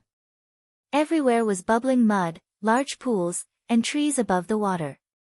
It was impossible to pass through on foot, and there was no way to go. The newly advanced Supreme Sorcerer, drove the invisible ship, choosing to travel between the swamp and the water. He glided and flew with 2 people and a cat, almost completely ignoring the difficulties and rugged terrain. Was also familiarizing himself with the power that had just integrated into his body and mind. Although it was not strong, it was a completely different feeling. He seemed to have entered a new world, and the world in front of him was exactly the lost home he wanted to find. And Madanzo did not say a word, but Schrödinger yawned and meowed twice in dissatisfaction. Thought that another monster had appeared, but after activating detection magic for a long time, he did not find any movement. Schrödinger raised his voice and meowed twice, and then he reacted and said, "Oh, I'm sorry, it's been 2 days and 1 night. I only cared about the journey and forgot about other things. Don't worry, I'll find a place to stop and give you some good wine. You've worked hard these 2 days." Was already a rare Supreme Sorcerer and Supreme Warrior on the continent. No matter which identity he appeared in, he would enjoy a respected status wherever he went. But was still the miner from Duk, and Schrödinger was still the arrogant cat. He did not take a Supreme Sorcerer and a Supreme Warrior seriously. He squatted there and nodded with satisfaction, waiting for to prepare good wine for him. "I'm still out of town, so I borrowed the computer to find a place to write in my spare time. There is only one last day of this month, please give me your monthly ticket." Chapter 110. Within the swamp, there were patches of land protruding out of the water. Treading on it wouldn't sink, and lush vegetation grew over it like isolated islands of varying sizes. As the water level hadn't receded for a long time, the trees weren't too tall, and served as a hiding and resting place for many wild animals. This was not the final landscape after the flood receded. Surrounded by the charcoal marsh in the west, the mountains of the Euphrates Valley in the east, the Saya Plateau in the north and the Saya Desert in the south, thousands of miles of fertile land were still forming. It would take a few years before passage would be unimpeded. Even then, it would not be easy to reach here. Found a dry and high slope exposed to the water, and used gas magic to send out shock waves to scare away the wild animals here. Then, he stopped the invisible ship in a flat area.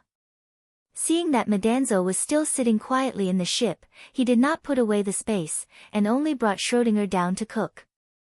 Roasted a fresh snake with all kinds of spices. He had been with Schrödinger for so long, but actually did not know what a cat liked to eat. Everything was made according to the cat's taste. But Schrödinger seemed to enjoy the delicacies of the human world the most. Of course, there was also good wine. When left Montefiore, he specially bought the best wine.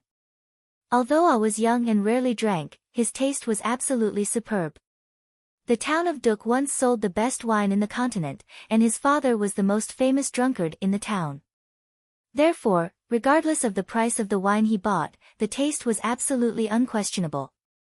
Perhaps this was the wine that satisfied Schrödinger the most. Apart from roasting the snake and the wine, also cooked a pot of fragrant fruit and vegetable beef soup, processed with secret magic pine. This was his best culinary skill. Schrödinger had not eaten for almost 3 days. The man and the cat ate happily. At dusk, Madanzo finally opened his eyes, sniffed his nose, stood up and walked down the ship. What is so fragrant? There's even wine. This will attract the nearby monsters. Smiled. But Schrödinger is hungry. No matter what, we have to eat. How is your recovery? If there are monsters, can you defeat them? Madanzo said with a bitter face. After coming ashore, my strength has been exhausted. Just now, I only recovered less than 10%. Of course it's no problem to deal with ordinary beasts, but if it's a powerful monster, I can't take it. Let me eat something first. Schrödinger did not need a cup of wine, but directly held the bottle. He drank directly of the wine.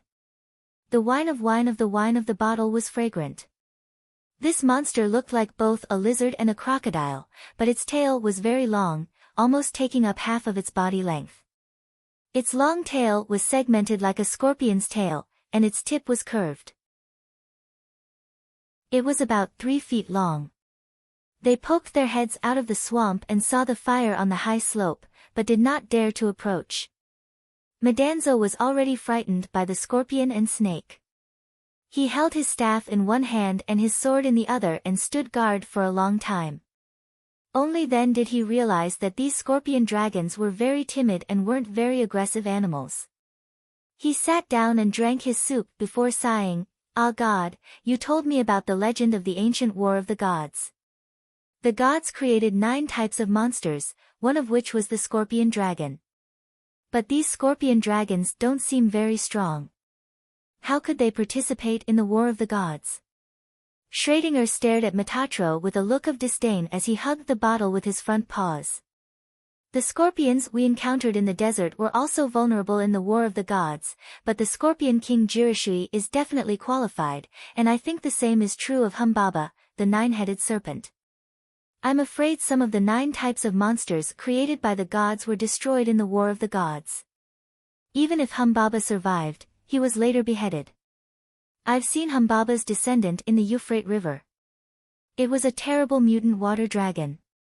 The 2-headed serpent we encountered today was even more powerful, so it occupied the lake. But I don't think all the monsters' descendants are so fierce, unless we meet the original 9 types of monsters, such as the Scorpion King Giraffe. I'm not sure if the original scorpion dragons are still around, but I've seen them before. They're like ordinary ironbacks, not very scary. Madanzo slapped his thigh and said, "When you mention ironbacks, I think of El March. Ordinary ironbacks aren't that scary, but those mutant ironbacks are. Especially the Ironback King, El March. He almost killed me and Link." El Mar was not a monster created by the gods. It was a mutated Ironback King. It had amazing strength and could even instinctively cast divine spells. I have an idea, but I don't know if it's right. Tell me if you have an idea. Madanzo rubbed the back of his head and said, "Humbaba and Giraffe may not have been created by the gods. They're mutant beast kings. Their origin is similar to El Mar's. They've gained intelligence and instinctive power. It was the gods who discovered and trained them, just like how the Scorpion King trained the giant scorpion army." "Ah Shen, didn't you also teach me the Cloud Dream body art and divine skills? El Mar can understand your words. Although it can't learn body arts and divine arts like humans, it can train its innate power according to the method you taught it." Aragorn nodded, "Your idea makes sense. But El Mar can't speak, and it can't transform into a human like the Scorpion King. If one day it can transform into a human, it may be able to systematically train the power of 2 sides. I remember the Scorpion King once said that humans have a godlike body, so it should be the most convenient way to train this power." Speaking of this, Madanzo suddenly laughed. Aragorn glared at him and said, "Your laugh is so strange. What are you thinking about? Why do I feel that it's not a good idea?" Metatro chuckled and said, "I still don't know if El Mar is male or female. If he can transform into a human one day, I don't know if he'll be a man or a woman. He can't be like those scorpions who stroll around naked. If such a day really comes, won't you become one of those ancient gods who created monsters?" Aragorn also laughed, "I'm also curious. Let's wait and see. This time when we go to Link's tribe, I plan to let Link teach El Mar how to write.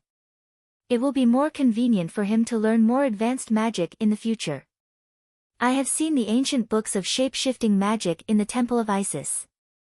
Its foundation is message magic. It starts as an illusion, but when it reaches a higher level, it becomes more than just an illusion. I always feel that it is not for humans to practice.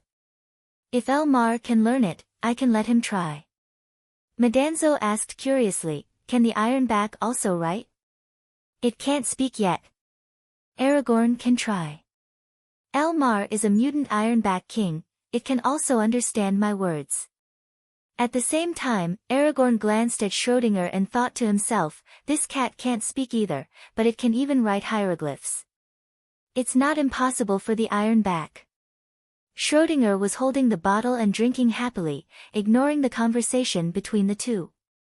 Madanzo asked again, Aragorn, you haven't answered my question yet. I asked it when I was fighting the two-headed snake. That snake also knows magic, and it is as strong as its physical strength. Is it also practicing the power of two sides? Who taught it? Aragorn fell into deep thought. After a long time, he replied, maybe it is just an instinctive awakening of power. Elmar can also use skills similar to earth elemental magic, but it was not the priests who taught them the power. They don't have systematic experience, so it is very difficult for them to master the power. But on the other hand, they are not bound by experience, so they don't care about body arts or magic. Instead, they practice the power of two sides. Madanzo frowned and said, Elmar's situation was like this at the beginning. Is it the same for Humbaba and the Scorpion King? If Elmar didn't meet you, I'm afraid he will always be an ironback in the pool. Scorpion King and Humbaba may have been taught by the gods. They are not human, so their path of practice is also different from that of humans. The so-called power of two sides is just my conclusion. It doesn't matter what it is called. The gods don't want it to be spread in the human world, so we have to be careful. Madanzo nodded and said, I've always been careful. Even in front of Princess Cicely, I didn't show any flaws. You should remind Link. In fact, I've always thought that the two-headed snake's death was not worth it. If it didn't chase us, everyone would be safe. It is not as good as the Scorpion King, but at least it knows how to negotiate.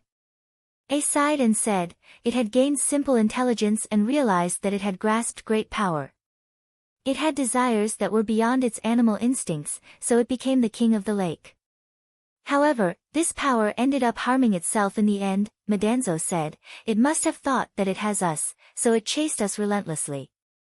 But it didn't expect you to kill it in one move. Aragorn suddenly thought of something, and solemnly warned, I've told you before, try not to kill. If you have to kill, try to use your strongest power. But sometimes, the strongest power is also the weakest power. If you fight endlessly and launch countless attacks, the power you use will be much greater than a fatal blow. We will encounter monsters along the way. If we fight like this every time, I'm afraid we won't be able to reach our destination. We have to be careful and try not to get into any conflicts. It's best if we don't fight. They continued their journey after dawn. After walking for nearly 100 miles through the swamp, they arrived at a grassland and shrubs. This land had only been out of the water for less than a year, so it had yet to form a lush forest. As they walked through the shrubs and weeds, Aragorn kept the invisible ship. He didn't want to waste his magic power for nothing. There were many wild buffaloes on the grassland. They were as tall as a human, and their curved horns extended forward. They were very docile, leisurely grazing in herds. Madanzo said, the horns of these buffaloes are really special. If they charge in herds, it would be a very terrifying scene. Are they the descendants of one of the 9 legendary monsters, the wild buffaloes? Aragorn replied, I've seen these buffaloes in the mountains. They usually don't attack people, but when they are disturbed and run in herds, their hooves and horns are very dangerous. Let's stay away from them and not provoke them. They quietly passed through the herd of buffaloes. Madanzo suddenly opened his mouth and pointed into the distance. Aragorn, what do you see over there? There was another buffalo in the distance. It was much larger than a male elephant, and its huge horns were curved like a giant bow. The tips of its horns gleamed with a cold light. As it walked through the grassland, it looked like a moving mountain. It was a very frightening sight. However, many birds landed on its body. The giant buffalo looked very peaceful. It looked up at Aragorn and Medanzo in the distance, then lowered its head and continued to nibble on the shrubs as if nothing had happened. Aragorn said, "This must be the legendary wild buffalo." Medanzo stuck out his tongue. "That's a really big word. Could it be the wild buffalo created by the gods?" Aragorn didn't look like it. The 9 monsters created by the gods all had the power to participate in the War of the Gods. This buffalo should be its descendant, or a variant of the wild buffalo king. We can just go around it. Be careful, don't step on cow dung. The 2 of them passed through the grassland. The soil in front of them became wet again, and when they stepped on it, it would sink up to their knees. However, this kind of mud could not hinder Aragorn and Medanzo. They only left 2 lines of shallow footprints on the muddy ground, and their figures gradually disappeared into the distant horizon. A night passed, but the footprints did not completely disappear. At noon the next day, 2 black dots appeared on the horizon. The black dots quickly grew bigger. It was actually Medanzo and Aragorn who had returned, and they were still running. An unpleasant hissing sound came from behind them. When they looked up, they saw a terrifying scene. A monster was in hot pursuit. It was the legendary giant swamp snake. This serpent wasn't as large as the 2-headed serpent, but it was still over 60 feet long. Its body was as thick as a bucket, and there was a foot-tall bright red tumor on its head, shaped like a male's crown. What was more frightening was that although the snake did not have a long body, it had a pair of membrane-like wings. When spread out, they were more than 30 feet wide, like the wings of a giant bat. Its tail dragged along the ground as it swam, while its upper body flapped its wings to soar in the air. The flapping of its wings carried fine wind blades, slicing up grass and shrubs wherever it passed. Aragorn said as he ran, "I told you to be careful not to provoke monsters. You've provoked this big guy again, and it's a mutated giant swamp snake with wings. Fortunately, it's not the legendary flying snake king." Medanzo mumbled. "I really didn't mean it, I just took a dip in the water. I didn't expect it to come out, I was almost scared to death." "Aragorn, I told you to handle it, and you did it just like that? We've run so far back, and we've wasted a day's journey." Medanzo's face was bitter. "Aragorn, you're not willing to help, and I've only recovered less than 20% of my strength. How can I fight it? I think this snake is the leader of the monsters in the swamp. Let's lure it here, and we'll be able to return unimpeded." As he spoke, the 2 had already dashed past the herd of buffaloes. The winged snake had also chased after them, and the terrifying commotion alarmed the herd of buffaloes that were grazing. Many of the buffaloes began to run in panic, and many of them blocked the path of the strange snake. The hooves and horns of the buffaloes were fatal to humans, but the gigantic winged snake was completely unafraid. With a flap of its wings or a sweep of its long tail, the buffaloes in front of it were sent flying far away. The herd of buffaloes became even more panicked, and let out waves of terrified cries as they ran. An earth-shattering roar resounded from afar, and the earth seemed to tremble. As it turned out, the gigantic mutated bull had discovered the commotion here. It lowered its head, raised its hooves, and charged over with all its might. Medanzo, who was running away, whispered, "Aragorn, speed up and turn the corner. Let's get out of the way and let the monster fight the monster." Aragorn grabbed Medanzo's arm and suddenly sped up. At the same time, he used the stealth magic. His figure was so fast that he was like a wisp of smoke, faintly discernible. He circled around and slipped away among the galloping buffaloes. The wild buffaloes that were rushing toward them just happened to encounter the giant swamp snake. They returned the way they came, and behind them came the roars of the wild buffaloes and the hisses of the giant snake. Smoke and dust rose from the grassland, and the wind blew violently. The uprooted shrubs flew into the air one after another. The 2 big guys were fighting. Medanzo, who had already run far away, said with lingering fear, "What do you think of these 2 monsters?" Which one of them is going to win? Aragorn replied, this is not the territory of the giant swamp snake. When two powerful monsters suddenly fight, they usually won't fight with their lives on the line. One will only beat the other back. We'd better take advantage of the fact that the swamp snake is not here and leave quickly. They walked in this treacherous wasteland for a few more days, trying their best to avoid all kinds of dangers. If they really could not avoid it, they would pick up weapons and fight. Aragorn did not let Medanzo fight again. Whenever they encountered a situation, he would personally resolve it with his iron staff. Along the way, he recorded the terrain and information of the monsters. One day, they finally arrived at the old site of the town of Duk. This place had just emerged from the water not long ago. It was a huge island surrounded by swamps and jungles. The soil was black and very fertile. It was already overgrown with weeds. Calculating the area, this isolated island was more than enough to accommodate thousands of people. And as the flood finally receded, thousands of miles of fertile land would be connected. Aragorn stood in his hometown with his staff in hand. His eyes were filled with tears and he was silent for a long time. A cat was squatting at his feet. There was even a hint of melancholy in Schrodinger's eyes. Aragorn stood from noon to sunset, staring blankly at the wasteland without saying a word. It was not until dusk that Medanzo asked in a worried tone, Aragorn, is this our destination, the town of Duk? Aragorn wiped the corners of his eyes and nodded, yes, this is the town of Duk. Mountain torrents rushed down from the Saya Plateau. Everyone, including their houses, cattle and sheep, was swept away. Nothing is left. Mud has covered the original land. We are standing on it now. Medanzo said softly, Aragorn, don't be too sad. You are back after all. In the future, this place will become a prosperous home again. Your wish will come true. Chapter 111. That night, they rested on the land of Duk.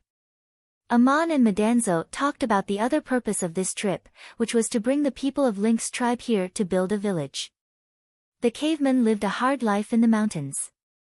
There was no suitable land for farming, and hunting was dangerous. Since the flood, many roads in the mountains had been cut off. Many beasts had become extinct. Some caveman tribes had been completely wiped out. Link's tribe lived in an even more difficult environment.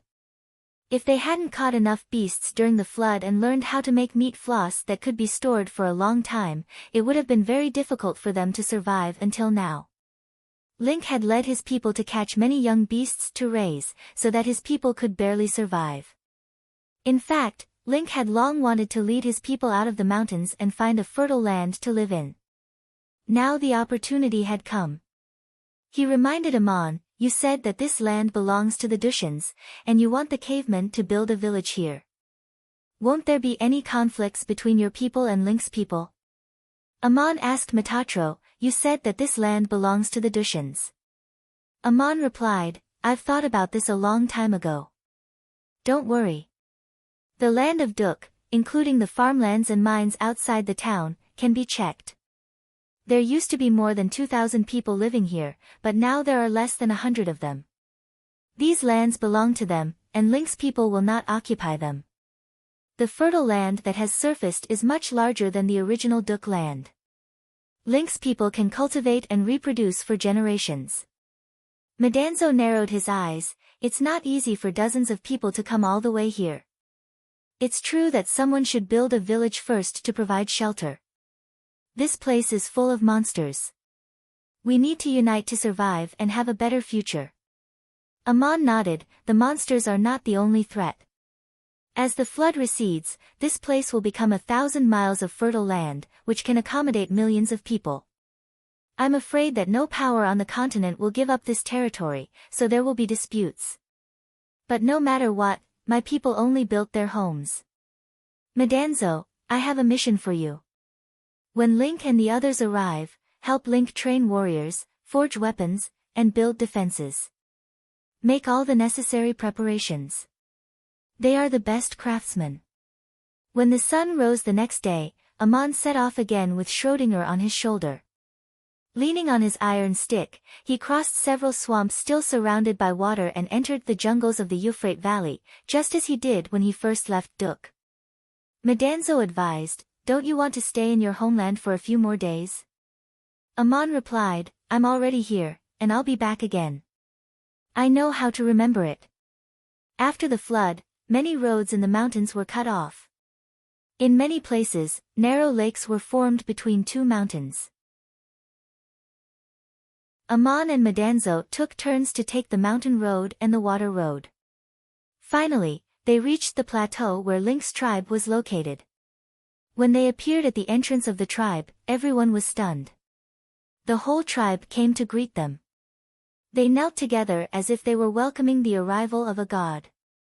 Madanzo hid in a corner, embarrassed, but Schrödinger squatted there and accepted the people's worship.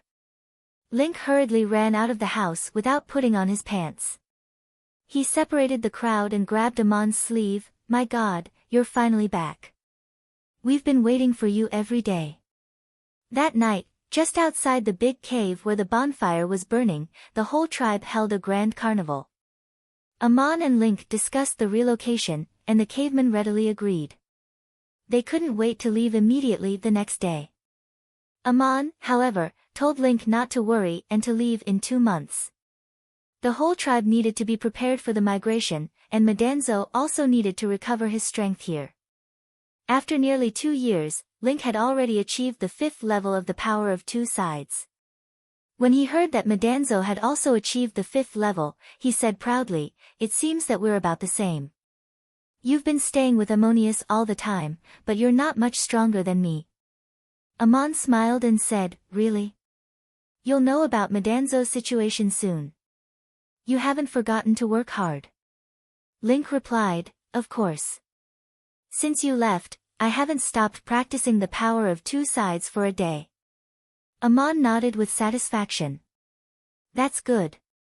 You'll have a test soon. What about Elmar, the Ironback King? I heard that you can't find an opponent in the mountains to train with, so you often practice with Elmarch." Link replied with some embarrassment, "Originally, if it was a one-on-one fight, I would be a little stronger than Elmar, but he also has the help of 4 big Ironbacks, so they are a little stronger than me together." Amon smiled. "Don't say it, I understand all. You didn't take advantage of him once. I'll give you a task during this time. Don't fight with Elmar anymore. Teach him to write, just like I taught you." Link opened his mouth wide and shouted, "What? Teach Elmar to write? Can the Ironbacks also write?" Madanzo slapped him. "Why not? We met the Scorpion King in the desert, and he could talk in human form. There were 2 female scorpions in human form next to him. You didn't see them. They came out without clothes, and their bodies." Amon interrupted him. "Elmar is very smart. You are still no match for him, which means that he understands what I taught him at the beginning and is also practicing in his own way. It's not impossible for him to learn to write. In the future, he is more likely to be as powerful as the Scorpion King and be the best guardian of his people." Link asked, "You also met the Scorpion King?" The experience of leaving the mountains was really wonderful. You must tell me about it." Amon patted him on the shoulder and said, "Don't worry, let Madanzo tell you slowly. This time I want to teach you something new. The focus is on making various kinds of weapons and magic tools. The practice of the power of 2 sides can't rely too much on external things. After all, it's not your own power. It can even lead to obsession and greed. But the process of making things is a kind of training for your magic power and will." Amon lived in the caveman tribe again. After becoming a supreme mage and a supreme warrior, he had a lot of new insights into the power of 2 sides. He taught Madanzo and Link without reservation. At the same time, he focused on teaching them some processing and refining methods of magic tools. Some of the tools were not yet in the condition to make, but some things could be tried. Amon also made weapons himself. The abnormally hard carapace of the giant scorpions could be made into scales and supplemented with magic processing. Not only could it resist weapons, but it could also absorb and transform energy impacts. It was a very good defensive tool. The phosphorescence of the two-headed serpent could be preserved after such a violent impact of magic. Naturally, it was very strong and could even resist some of the damage caused by magic. Not only could the phosphorescence be made into scales, but there was also a protruding bone spur in the middle of the fan-shaped scale. When the two edges of the scale were ground flat, only this spur was left, and it could be made into very sharp arrowheads. The stinger of the scorpion was also a material for making arrowheads, and this kind of arrowhead was highly toxic. Although the venom left in the stinger could not be used repeatedly, it was powerful enough. Amon also collected the spine and ribs of the two-headed serpent. The ribs could be processed into the spine of a bow, and the spine could be made into the handle of a weapon. These bones could also be made into wands, but the making of wands was much more difficult. Wands had to be processed with living materials. For example, the core of walnut wood that had grown for hundreds of years was the most popular material for making wands. The bones of this monster were even rarer. Amon carefully studied his iron wand and found that it had been processed by crazy Ol. There were extremely fine growth lines inside, so it could be used as both a weapon and a wand. Amon did not know how to do this. It seemed that he was still far from the top artifact masters on the continent. Link and Madanzo were even worse. Madanzo's power was still recovering. Link first tried to make a tool, starting with the simplest scorpion scale armor. It was not difficult to turn the carapace into a scale armor, as long as one had enough patience. But it was not easy to add magic to it. Link destroyed almost half of the carapace, and it took him a month to successfully make a perfect scorpion scale armor. Such an astonishing waste and extravagance would have made anyone else's heart bleed, but Amon did not care too much. He told Link that this was a necessary process. Any outstanding artificer had to use an astonishing amount of precious materials to build up their skills. As their magic power, level, and skills increased, they would become more and more proficient in crafting artifacts. Only then would they be able to craft even more precious artifacts. The most precious materials in Amon's hands were the 8 fangs and the 2 serpent tendons. He decided to make them himself. Of the 8 snake fangs, 4 were long and 4 were short. Amon started with a simple method. He destroyed 2 of the short fangs and used the other 2 to make 2 curved scimitars. These 2 scimitars were light and sharp, and even had the function of a wand.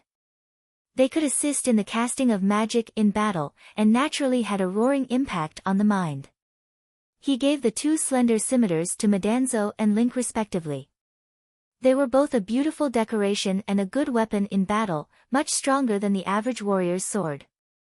Next, Amon used 4 of the long fangs to make the spine of the bow.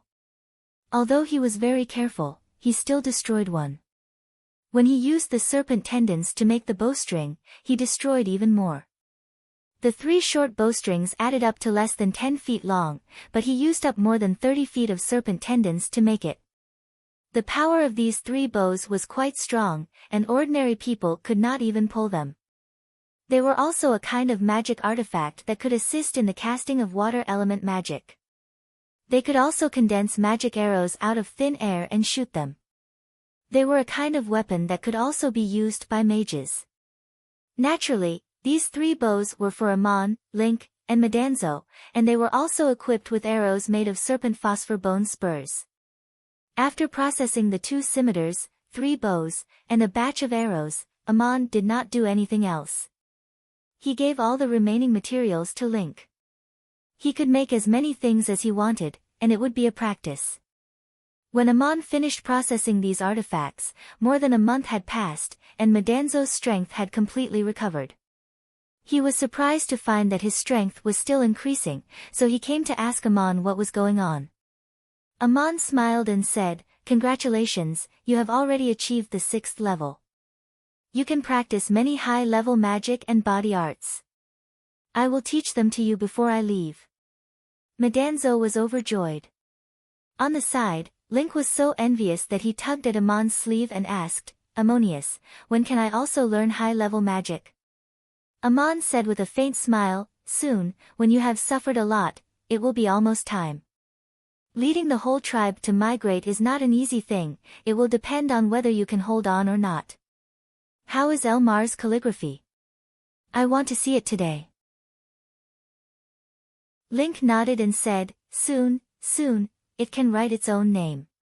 That afternoon, the three of them left the village and went to the pool where Elmar and the other Ironbacks lived. Schrödinger seemed to be very interested in this matter and trotted behind to watch the fun. When they came to the pool, Amon called out, and the Ironback jumped up, wagging its tail in a very affectionate manner, splashing water all over them.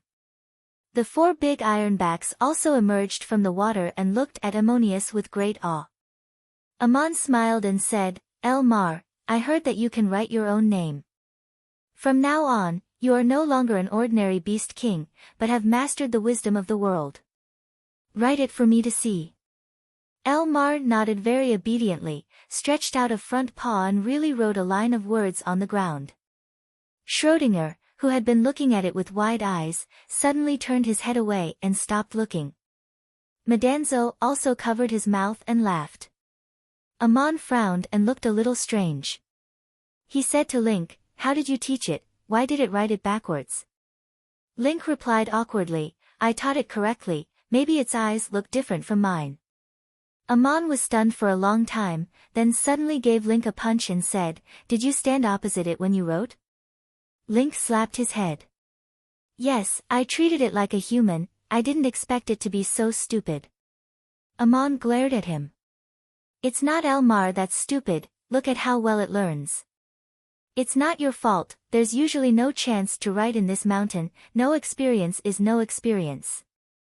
You guys go out, I have a few words to say to Elmar alone.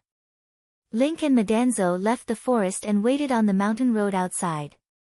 Not long after, Amon came out with Schrödinger. He said to Medanzo, you have already achieved the 6th level of the power of 2 sides, now go and test out the strength of the Ironback King. I have already told Elmar to use whatever skills you have, don't hold anything back.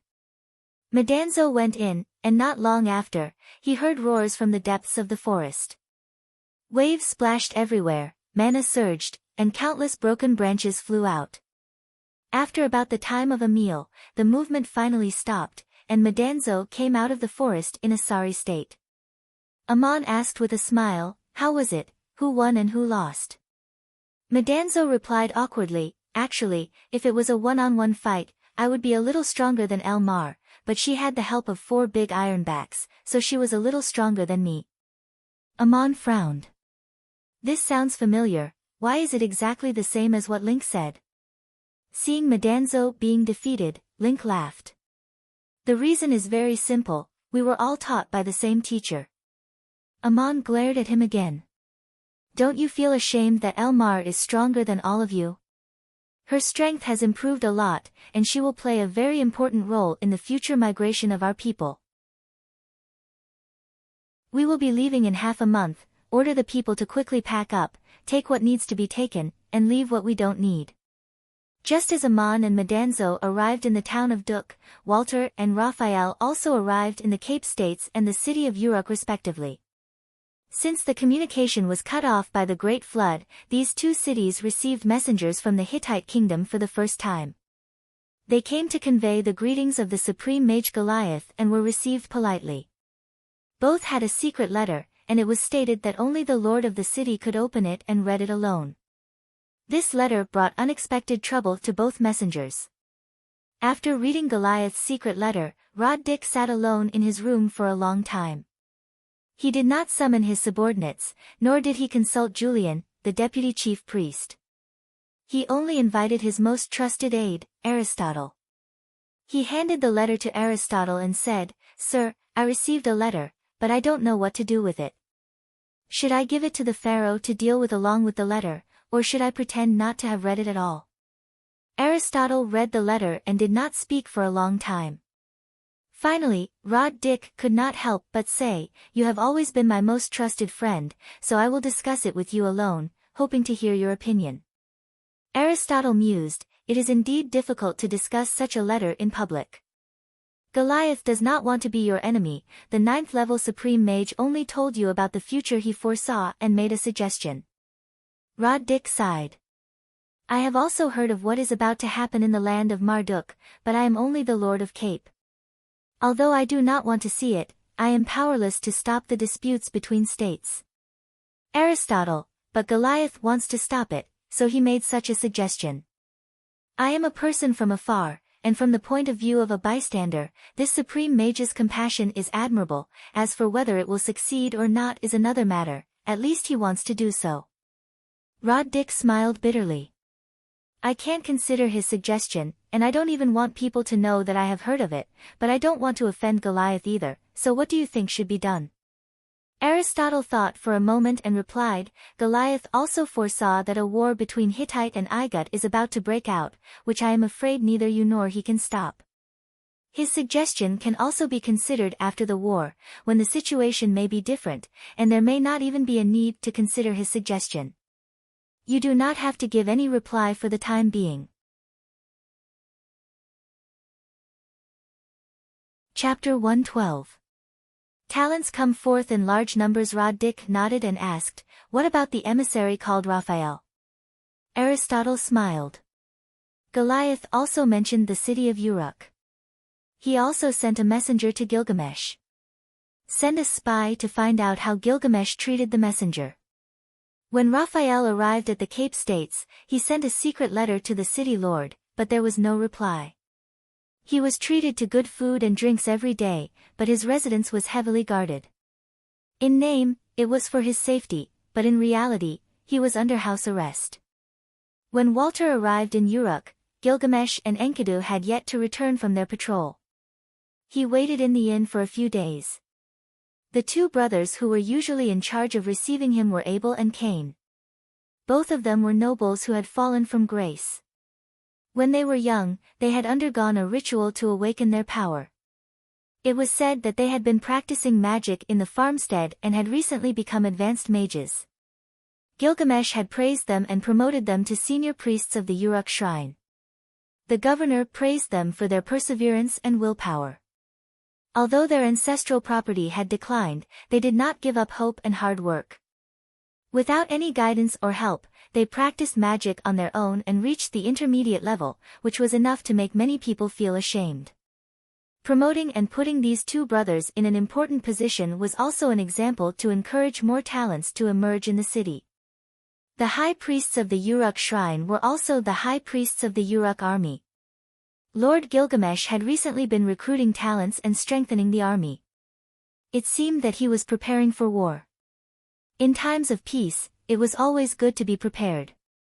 However, the people of the city were rather puzzled. With the lord of the city and Lord Enkidu around, who would dare to invade Uruk city? Abel and Cain repeatedly asked Walter why he had come, but Walter only told them that Saya and Uruk had not been in contact for 2 years due to the flood.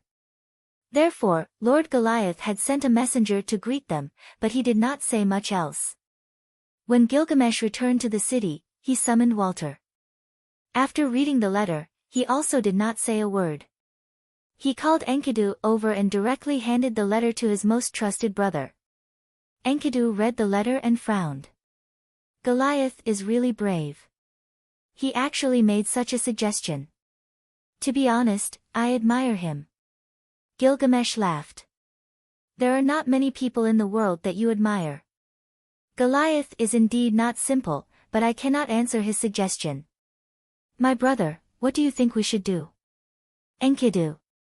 I heard that the messenger, Walter, is a disciple of Goliath and is also the high priest of Saya. He does not know what kind of letter he has sent. Let's call him over and let him take a look at the letter. From the attitude of a student, he might be able to see what kind of person his teacher is. Gilgamesh ordered his men to invite Walter over. After exchanging some pleasantries, he dismissed all the servants, leaving only the 3 of them in the room. Gilgamesh smiled and asked, Sir Warret, did you know the contents of the letter you sent me? Walter shook his head and said, my teacher, Sir Goliath, only wanted me to deliver the letter and let you open it. He did not tell me the contents. Enkidu handed the letter over. You've traveled thousands of miles through the desert and experienced many dangers just to deliver this letter. It's a pity that you don't know the contents of this letter. Take a good look. Walter shook his head again and said, my teacher instructed me not to open the letter. There's no need to be curious. Gilgamesh, you didn't open the letter. Didn't you want my reply? I'll discuss the reply with you. Did Sir Goliath say that you are not allowed to discuss this letter with me? Warret said, not really. Enkidu, then take a look. Since that was the case, Walter took the letter calmly. As he read, his expression became more and more solemn. Gilgamesh's slender eyes narrowed as he stared at him and said, Sir Messenger, you sent such a letter. How should I deal with it? In order to show my loyalty to the kingdom, should I send you along with this letter to the king of Babylon? Walter raised his head and said, I'm just a messenger. I don't know the contents of the letter. But now that I've seen it, I won't avoid the contents of the letter. My teacher has no intention of becoming enemies with you. He not only sees the gods, but also foresees an impending conflict and war. Whether it's the will of the gods or the greed of the people, my teacher wants to do his best to prevent a tragedy. This is something I respect. I understand his thoughts, and I await your reply. Gilgamesh nodded approvingly and said, aren't you afraid at all? Walter smiled bitterly and said, I'm very surprised and worried. But fear is useless because the letter has already been delivered. My lords, you are the revered heroes of the continent. You even dared to kill the gods. However, I would like to ask, what is the purpose of the two of you killing Humbaba? This letter is just a suggestion. You can either reject it or accept it. But why should you be afraid of such a suggestion? Since I dared to deliver it, why don't you read it? Enkidu suddenly slammed the table. The table sank several inches deep into the stone tiles. He laughed and said, Walter, you have guts to say such words in front of us. Whether we accept Goliath's suggestion or not, we won't make things difficult for you. I will personally escort you back to the border of Babylon. My lord, what kind of reply do you want to give? We don't want to make things difficult for this messenger. Gilgamesh said, I understand. Please tell Lord Goliath the truth. He thought for a moment and asked curiously, Lord Walter, I heard that you are a 6th level mage, is that right? Walter nodded and replied, yes. When I came here, I was a 6th level mage. Gilgamesh sighed with emotion, the age of strife is also the age of heroes. Recently, there have been many talented people on the continent. I heard that the holy guardian of the temple of Isis is the youngest supreme mage in the world. And in the Hittite kingdom, there is also a mage named Gakate who has just become a supreme mage. I didn't expect that the Hittite kingdom would also have a new supreme mage. Judging from his tone, Walter was sure that he would become a supreme mage. Walter wanted to say something but hesitated. He looked thoughtful but did not deny anything. Following Aristotle's advice, Rod-Dick sent a spy to Uruk to inquire about the other messenger, Walter. The spy then returned to the Cape States to report. It had been more than a month. Gilgamesh did not make things difficult for Walter. Enkidu even personally sent Walter to the border. When Rod-Dick heard the news, he also prepared to send Raphael back to his homeland. When Lord Julian heard that Saya had sent a messenger, he specially summoned Raphael and asked him about the situation after the flood. Raphael was very polite and answered as detailed as possible. Except for the secret letter that he himself had not read, he told the truth. Some time ago, Julian went to the capital of Igut and returned to Uruk to summon Walter. Then he went to Rod-Dick for a secret discussion. In the secret room, he said, the Pharaoh has ordered us to prepare for the attack on the Hittite kingdom. The Cape States will be our outpost. In the next 6 months, there will be a continuous flow of war supplies to the Cape States through various means. We must make all preparations, but for the time being, we cannot alarm the Hittite kingdom. Rod-Dik sighed inwardly. What he had been worrying about was finally happening. He could not hide even if he wanted to. On the surface, he pretended to be puzzled and asked, "Why is the Cape States the base for the attack on the Hittite kingdom? It seems more convenient to go out to sea from the Nile River and directly land on land." Julian explained, 1 year later, the land route from the Cape States to Saya will be restored. The pharaoh naturally has his reasons for choosing this route. 2 years later, the area around the original town of Duk will become 1,000 miles of fertile land. That will be the new rich territory of the central part of the continent. The goal of the pharaoh kingdom is to make the Hittite kingdom forever and thoroughly submit to him. Only by occupying that territory can he intimidate the entire continent and establish a great achievement for the empire. Although Goliath's letter had already predicted this, but it was confirmed by Julian. Rod-Dik was still shocked. He frowned and asked, "Is this true?" Julian answered affirmatively, "Of course it is true. The elders of the Igut Academy of Magic have collectively made a prophecy. It is confirmed without a doubt. There was also an oracle in the shrine. Although the kingdom of Hittite had built shrines to Horus in various places, they did not lead their people to sincerely offer sacrifices. This kind of disrespectful behavior towards the gods was unforgivable. Therefore, this war is not only a war for the empire, it is also a war to protect the dignity of the king of Horus." Rod-Dik's brows furrowed even deeper. "Approximately when?" Julian said in a low voice, "This matter is still a top secret at the moment. Only the two of us are qualified to know. A war between nations required a lot of preparation. The mobilization of resources and troops could not be hidden from the eyes and ears of the spies, but it was better to delay the enemy's detection. Saya suddenly sent an emissary. I saw him today. I'm afraid that he sent someone at this time to test the waters. It is indeed a wise move by the lord of the city to keep him under house arrest." Rod-Dik smiled bitterly, "But I can't always keep this emissary in the inn. I was waiting for you to come back to discuss it." Arya smiled and said, "That's easy. Give him the best hospitality, give him the most expensive gifts, choose beautiful women to serve him well, and order people to take him on a tour around the city. Let him see a peaceful and tranquil scene. Then send someone to escort him across the desert back to his country. This way, the emissary will have nothing to say. In the name of escorting the emissary, we will also send a messenger with guards to visit and see the situation there."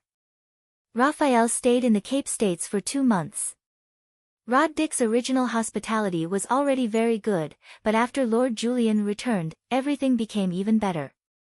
He was simply a VIP among VIPs. Raphael was a great noble of the Hittite kingdom. He could go deep into the dangerous wilderness alone, but he was equally at ease with the wine and wealth of the world. It's not like he hadn't seen it before. 2 months of almost no travel was just what Raphael wanted. He was very tired from crossing the Saya Desert. This kind of fatigue was different from ordinary fatigue. As a mage, his magic was almost exhausted and his recovery was particularly slow. He was not sure that he could cross the dangerous Saya Desert again in a short period of time and return safely. So he decided to take a good rest. 2 months later, Rod-Dik came to apologize to Raphael again, explaining that Supreme Mage Julian was not in the city for some time and was very busy with various things, so he neglected the emissary. During this time, he invited Raphael to travel around the city, see the customs of the foreign countries, and enjoy to his heart's content. If there was anything he liked or wanted, he could ask for it. After many days of fun in the Cape States, Raphael's magic was completely restored, but his strength continued to grow slowly. He was surprised and happy, but he did not say anything. Since the other party was so enthusiastic, he would enjoy it. He also asked to go out of the city and visit the mountains and countryside of the foreign countries. After this trip, almost a month had passed.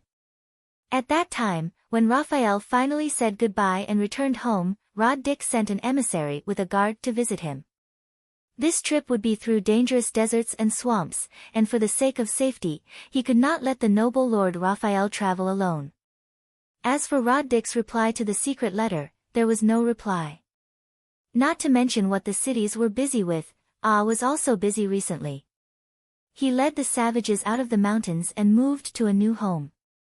There were more than 600 men, women, and children in Link's tribe. They also had a lot of daily necessities to bring.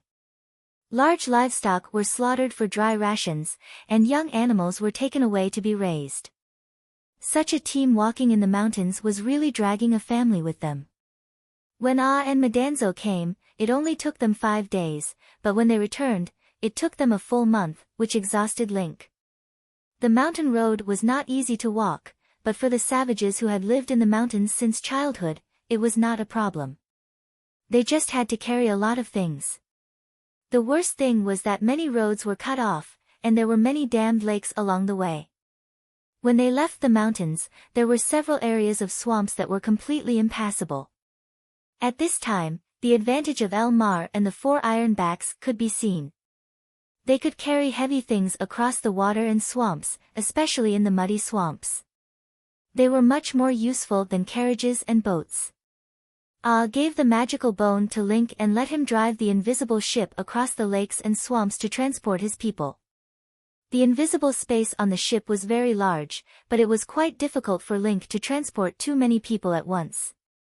All the clansmen and livestock had to go back and forth several times to transport them all.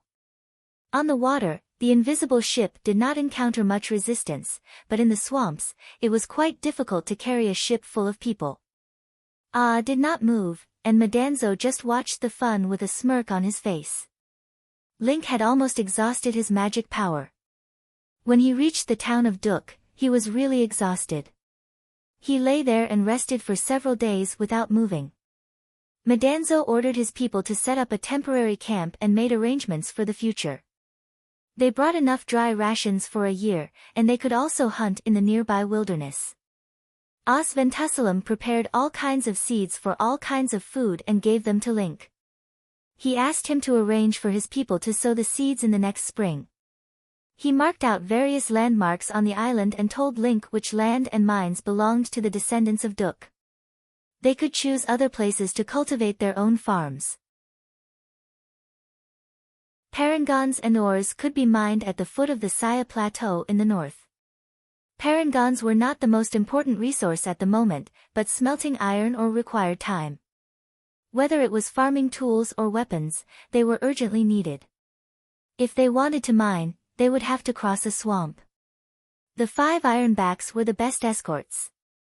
After this great migration, Link finally brought his people out of the mountains and built a home on fertile land.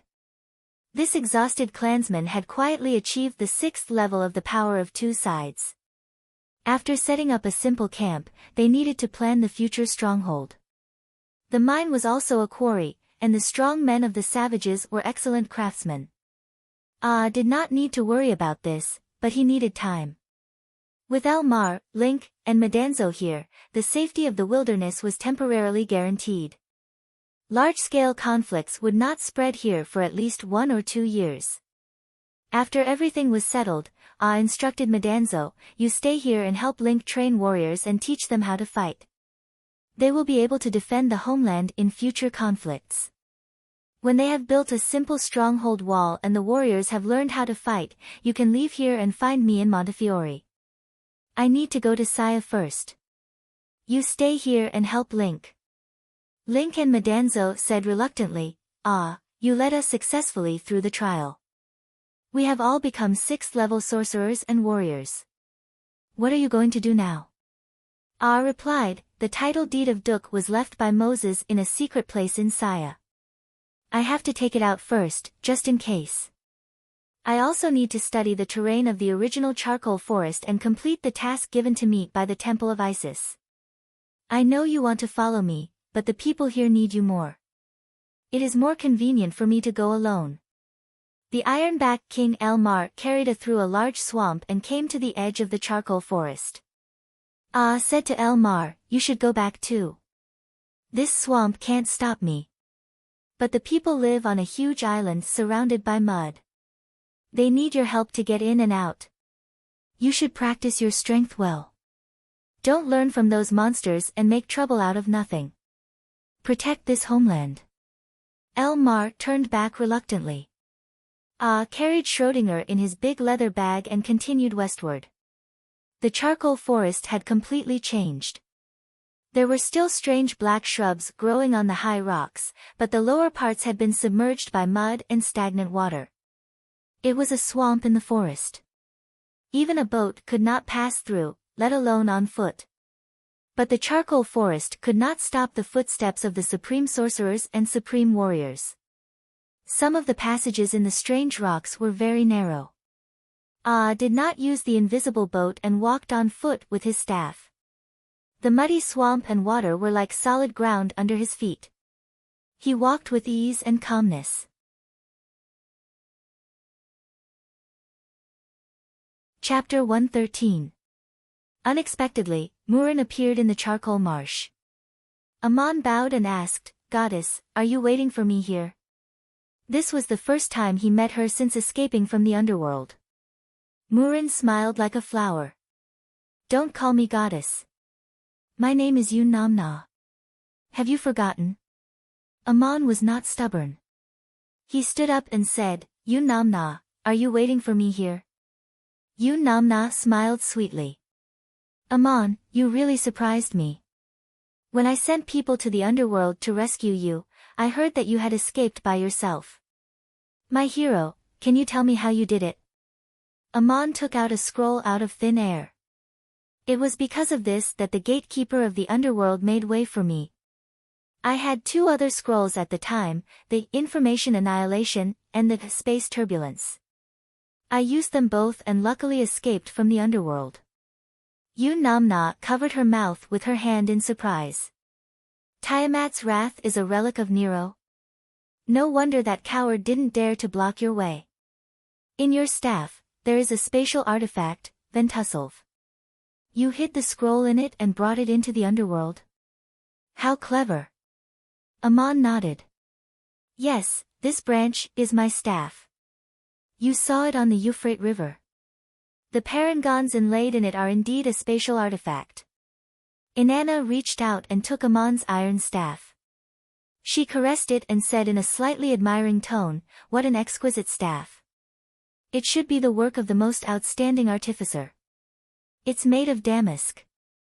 The place where the parangons are inlaid is covered with a complete or core. If you don't pay attention, even the gods won't find it."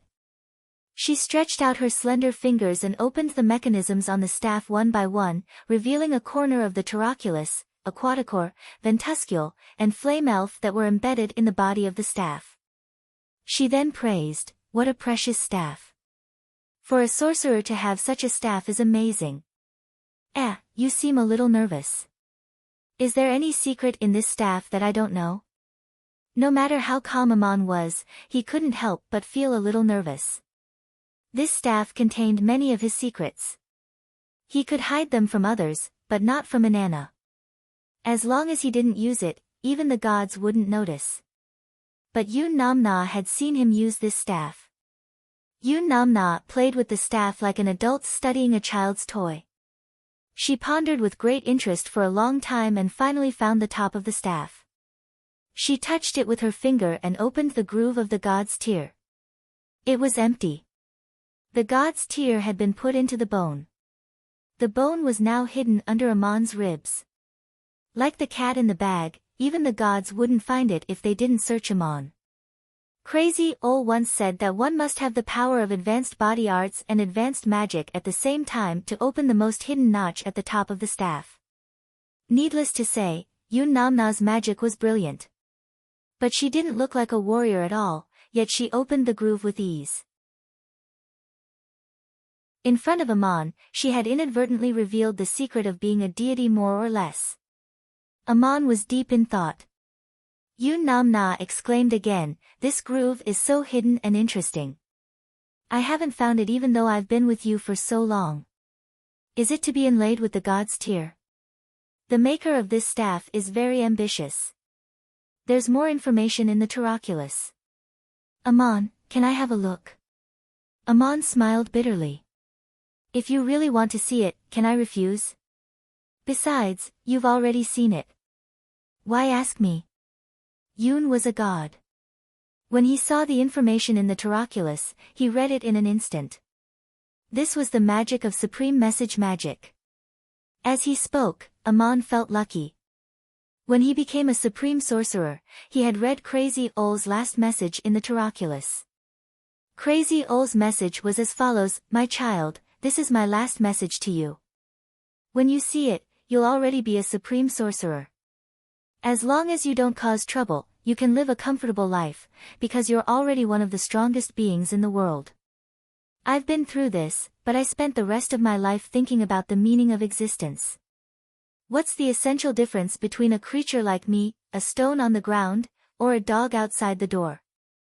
Maybe this thinking itself is the meaning of existence. But the world is still the world. The stars are still flickering in the billions of years of life and death.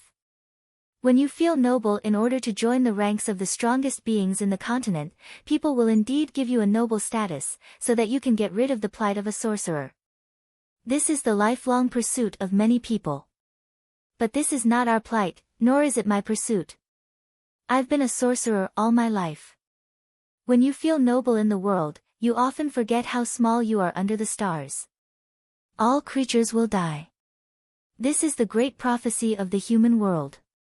This world doesn't really need anyone, because everyone will be gone, including you and me.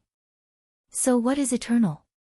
When I think, I seem to see the gods laughing. When I no longer exist, does the world exist for me? What's the meaning of the gods? Whether the laughing gods exist or not, whether they're idealistic or not, for me, the gods are dead. But Amon, you're still alive. I hope you can prove an answer, but I don't want you to become another bear. When you become a supreme sorcerer, you'll have unprecedented power. This power melts into your body and mind as if you were born with it. But one day you may face a dilemma: is everything you have you? If so, who is the person who also has everything? Why are you you? If you lose everything, will you also lose yourself? This is my last hint to you. I'm sorry I can't teach you more. Good luck, my child. Nietzsche's last message was a series of questions and thoughts, without any specific training. When Amon read it, the message disappeared automatically. There were only 2 permanent magic messages left in the Taraculus. The first was the scene of Amon kneeling in front of Crazy Ol, and the second was a line of Igut written on the wall: Amon, my name is Iko. These were the 2 messages that Yoon Namna saw. She smiled and said, I accidentally peeped into your privacy, but I'm your guardian. It's okay. Then she activated the wand, and a light and shadow appeared in the swamp. It was the scene of Amon kneeling in front of Crazy Ol. The goddess asked again, this man is the oldest living miner in Duk. He's also a sorcerer. So you learned magic from him. Is this wand also made by him? Amon told the truth. Yes, you're right. Yoon Namna returned the wand to Amon. Amon conveniently restored all the opened mechanisms to their original state. This inadvertent movement also exposed his secret. Yoon Namna was surprised. Whether to open or close the hidden mechanism at the top of the wand, it requires at least the strength of the advanced level of body arts. I can see that you're already a supreme sorcerer. It's not uncommon for a supreme warrior to learn magic through the second awakening of power, but a supreme sorcerer who has gone through the second awakening of power and practiced hard body arts from the beginning can achieve the intermediate level. Apart from Gilgamesh, I seem to have only seen you. This was a very natural misunderstanding, and it also revealed something that many people were not clear about. It was well known that if a supreme warrior successfully went through the second awakening of strength, he could learn the intermediate and low-level magic. But in theory, a supreme mage could also go through the second awakening of strength. If he succeeded in awakening the power in his blood, he could also learn the intermediate and low-level body arts. But no supreme mage had ever heard of such a thing. The simplest reason was that mages had mastered magical powers beyond the knowledge of ordinary people, so there was no need and no desire to do so. For example, a person could easily fly on a heavy object, so naturally he would not walk on foot while carrying a small load. This was a natural change from ability to state of mind. There were also many other reasons. For example, the status of secular mages was far nobler than that of ordinary warriors. Mages had neither the need nor the disdain to practice body arts. Moreover, the practice of body arts was another kind of hard test that needed to be withstood by the muscles and bones. Otherwise, it would be impossible to make a breakthrough. Many supreme mages were already very old and had a high status, so it was impossible for them to start from the most difficult low-level body arts. Even if they did start, their achievements would be limited. The practice of magic itself would consume a lifetime of energy. Even a supreme mage would find it difficult to master all the esoteric high-level magic. Therefore, no supreme mage would go through the second awakening of strength and waste unnecessary energy to start from the most basic level of body arts. There was still a long way to go before they could finish learning the high-level magic. Over time, many people had the misconception that the second awakening of power was only for samurai. But today, Inanna revealed Gilgamesh's secret. The governor of the city was a supreme mage, but he had gone through the second awakening of strength and started practicing body arts from scratch. After passing many tests, he had reached the advanced level. Aman asked with great interest, "Oh, what level of mage and warrior is Gilgamesh?" Gilgamesh's level of practice was his secret. He usually did not want to be mentioned, but Yun Namna casually told Aman, he is a 9th level supreme mage and has also achieved the 6th level of body arts. You are also a supreme mage and a 6th level warrior, right? You are much cuter than him. That arrogant man does not even care about the gods. Unfortunately, he is not a god after all. Aman thought of another person. Crazy old student, Bear, was also a 9th level mage.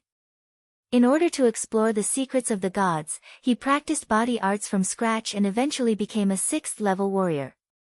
Bear's situation was different from Gilgamesh's. He did not go through the second awakening of strength, but directly practiced the power of two sides.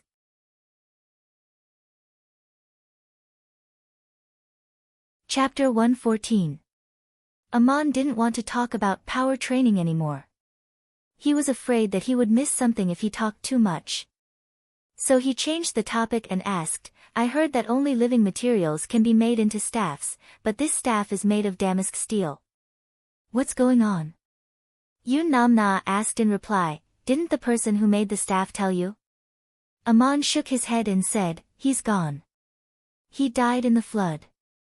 Yun Namna replied, "There's only one way to make a staff out of lifeless materials. It's like nourishing it with one's own blood. Only then can it be made into a staff. Many of the most precious artifacts need to be made in the same way. Making a staff out of damask steel is also a warrior's weapon. It's most suitable for mages who practice body arts like you. It's rare for mages to reawaken the power in their blood and practice body arts, but you're a minor from Duk, so it's not too surprising that you can do this. Aman, you really give me too many surprises.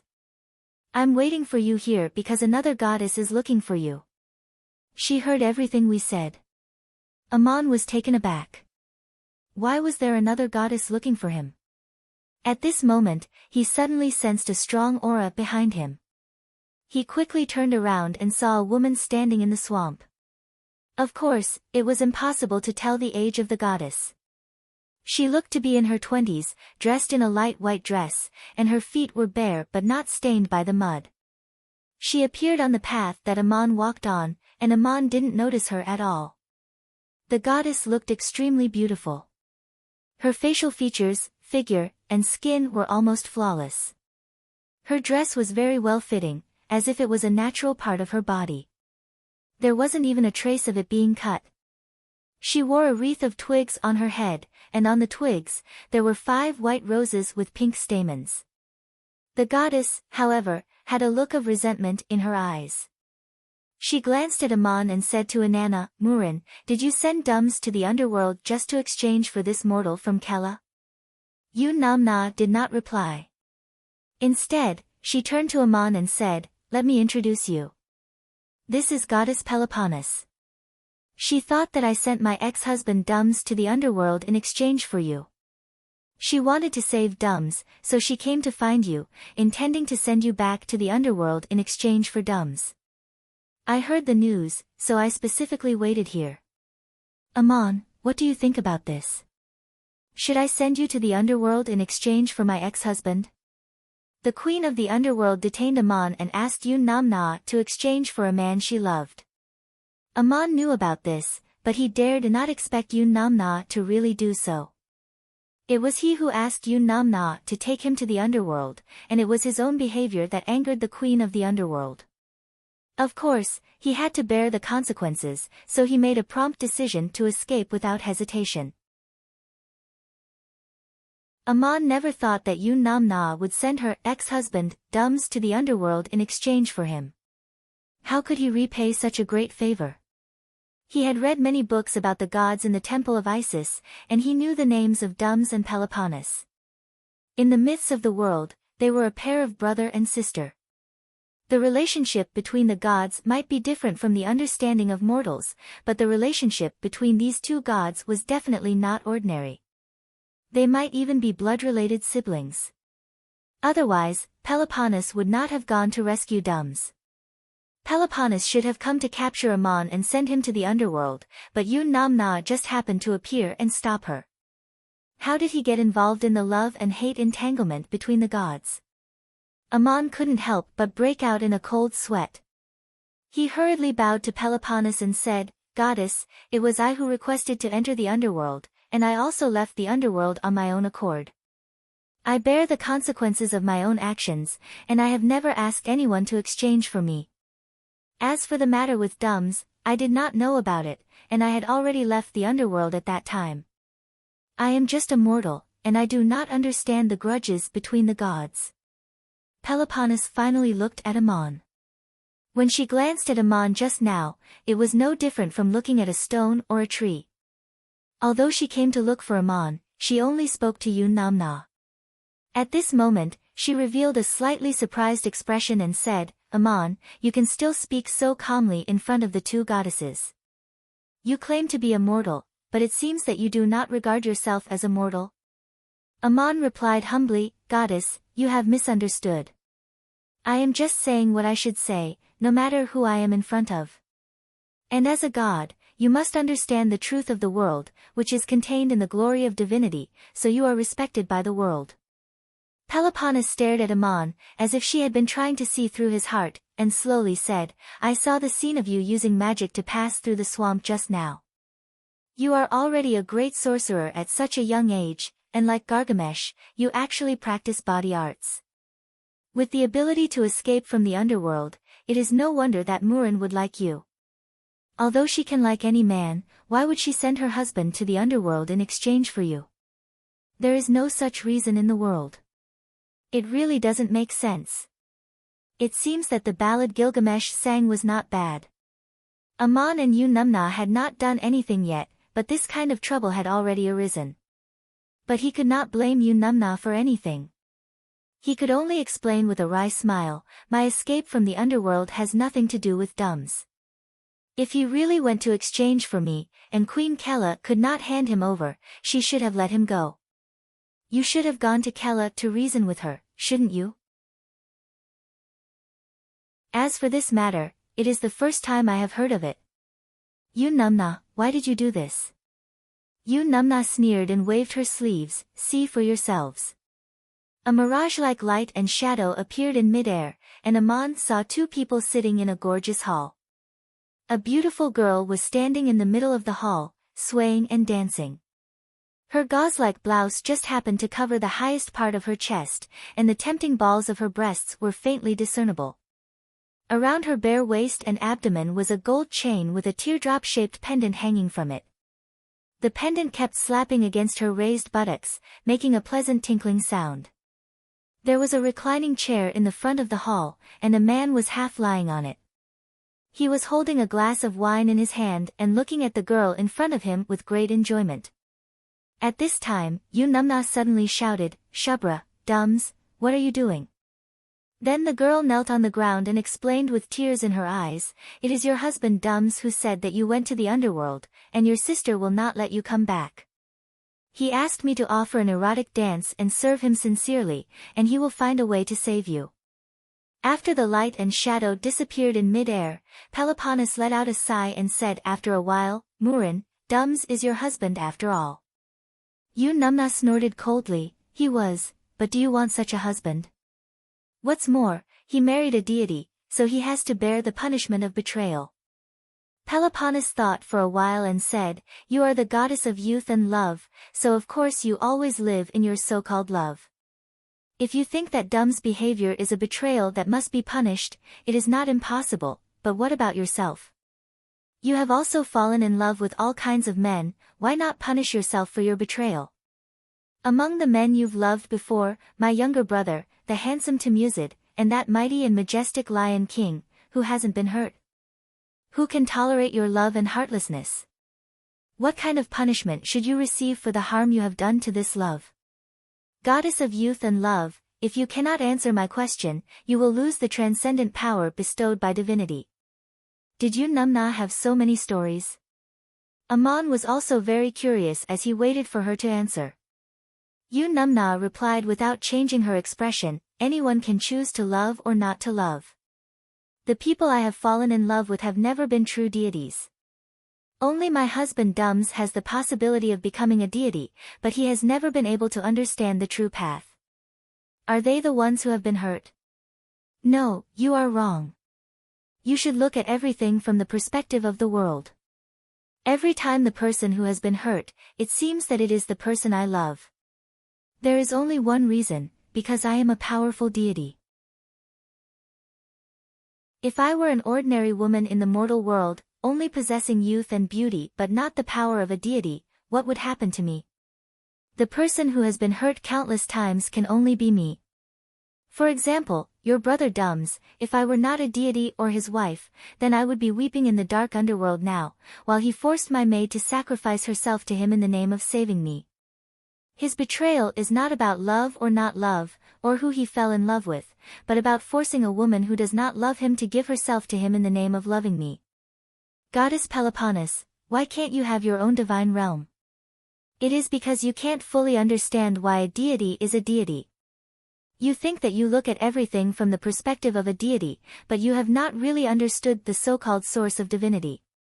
The punishment I gave to Dums was the fate he gave me in his human nature choice." This long speech was a goddess answering another goddess's question, and it contained a lot of information about the deities. For example, Peloponnes said to Yunamna, "If you can't answer my question, you will lose the transcendental power bestowed by divinity." And Yunamna said to Peloponnes, "Why can't you have your own divine realm?" It is because you can't fully understand why a deity is a deity. Aman seemed to understand something, but he could not fully understand it. Perhaps when he became a deity in the future, this information would be very important. In the face of Yunamna's sharp retort, Peloponnes's expression became more and more solemn. She also sneered and said, "Goddess of youth and love, your answer is not wrong, but the person you love is always reincarnating in a tragic fate, and this is not the glory that a deity should have. In this case, even if you have a divine realm, you will never be able to truly integrate it, unless this curse can be broken. Yunamna, this is my business, I have been looking for it, you don't have to worry about it." Peloponnes, I don't want to worry about you, I just want to save Dums.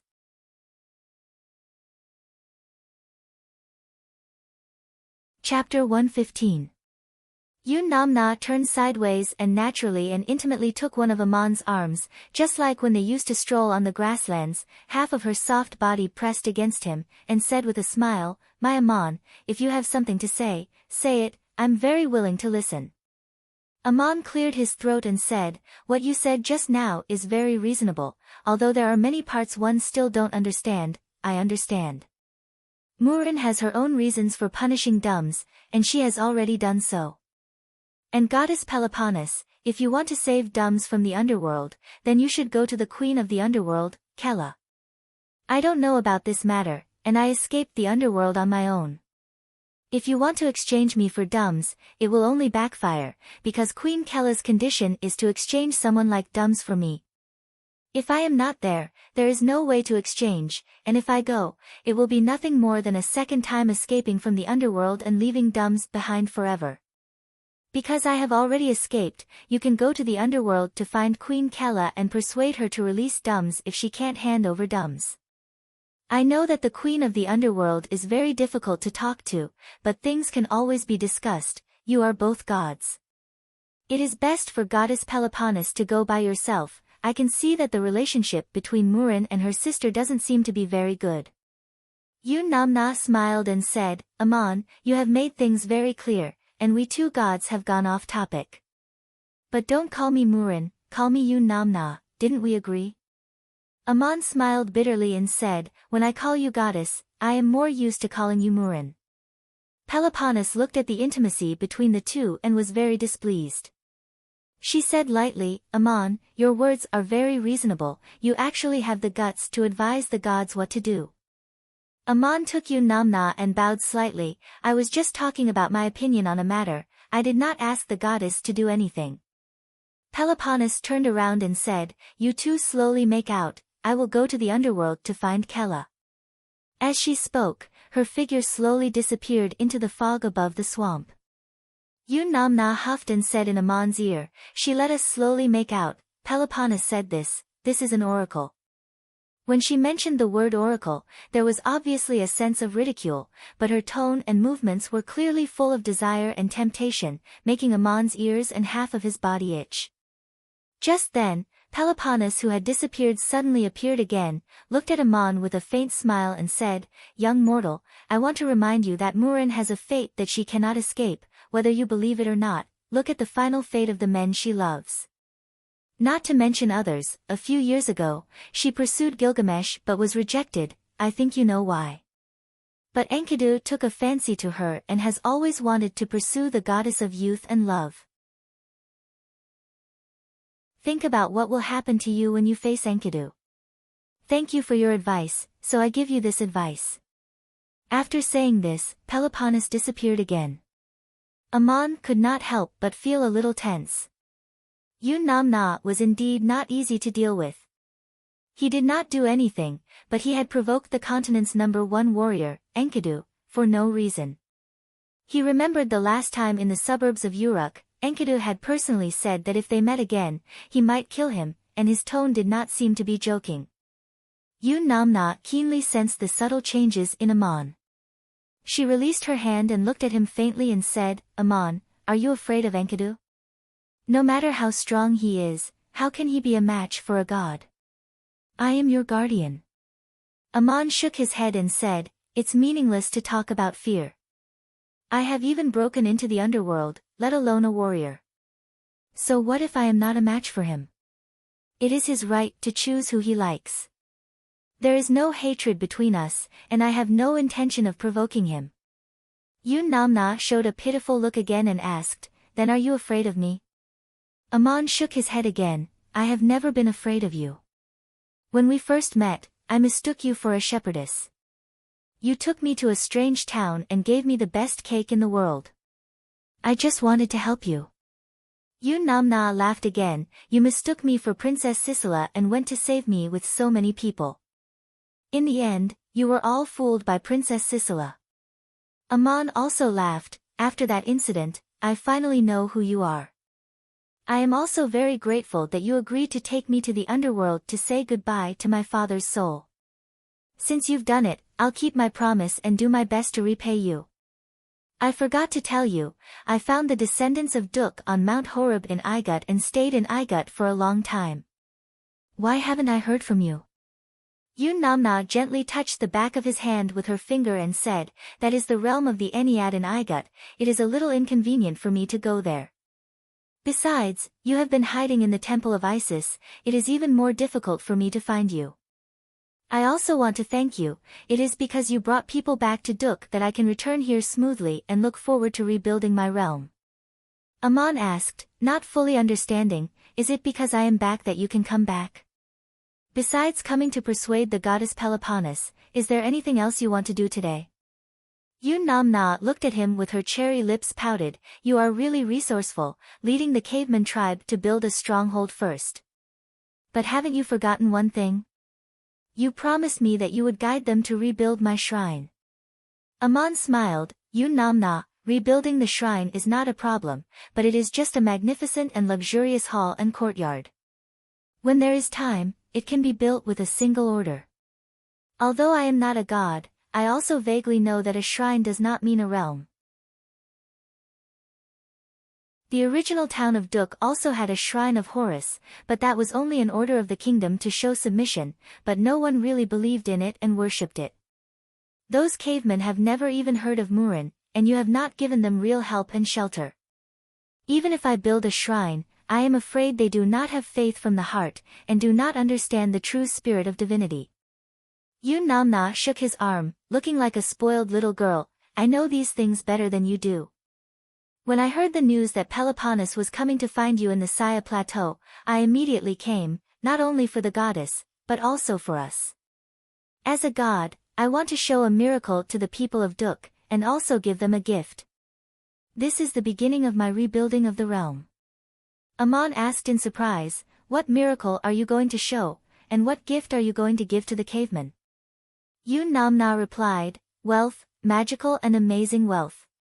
The only relic in Duk is the foundation of my shrine, buried deep in the ground. There is a hidden cellar there, guarded by a magic array I personally set up. For hundreds of years, every high priest would receive my guidance on how to allow their souls to escape the imprisonment of Hades after they passed away. They will also put a batch of precious parangons in the most secret cellar, which can only be put in but not taken out. Mayor Dusty is an exception, so he does not know about it. I will send down an oracle to guide the people who arrive there to dig out the cellar and hold a ritual to open it. Amon said thoughtfully, that's a good idea. It seems that you have been prepared for a long time. But in this isolated wilderness, wealth doesn't mean much. Money can't buy anything. Yun Nam Na smiled, who said wealth does not mean much? They cannot be isolated from the world forever. This place is about to become 1,000 miles of fertile land. The first to arrive will be countless explorers, most of them in pursuit of the mysterious and unknown wealth. With such an amazing secret wealth in hand, they can hire wandering warriors, recruit craftsmen from all over the continent, and even have caravans send a steady stream of supplies. Otherwise, with the hard work of a few hundred people, when will they be able to build a magnificent city-state and kingdom? Amon pondered, this wealth should be used slowly. We can't let people know about it all at once. Otherwise, it may attract looters and robbers. Yun Nam Na smiled, with a supreme sorcerer like you in a portable spatial artifact, what kind of robber can rob it? This is the wealth that the gods have given to their believers to help them build a home and kingdom. If anyone dares to rob it, they will offend me. I don't mind directly punishing them, but it is better to be careful. Amon thought for a while and asked again, Yun Nam Na, you have so much private money. According to you, the wealth of Duk is offered by every chief priest.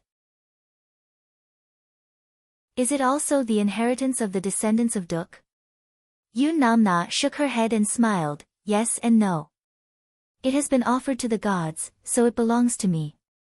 I will use it to rebuild the realm. For the people living here, it is like rebuilding their home. The descendants of Duk will also live in this home, isn't it? The wealth of the mortal world is both meaningless and meaningful to the gods. This is the reason. Amon nodded. Alright, let's do it this way.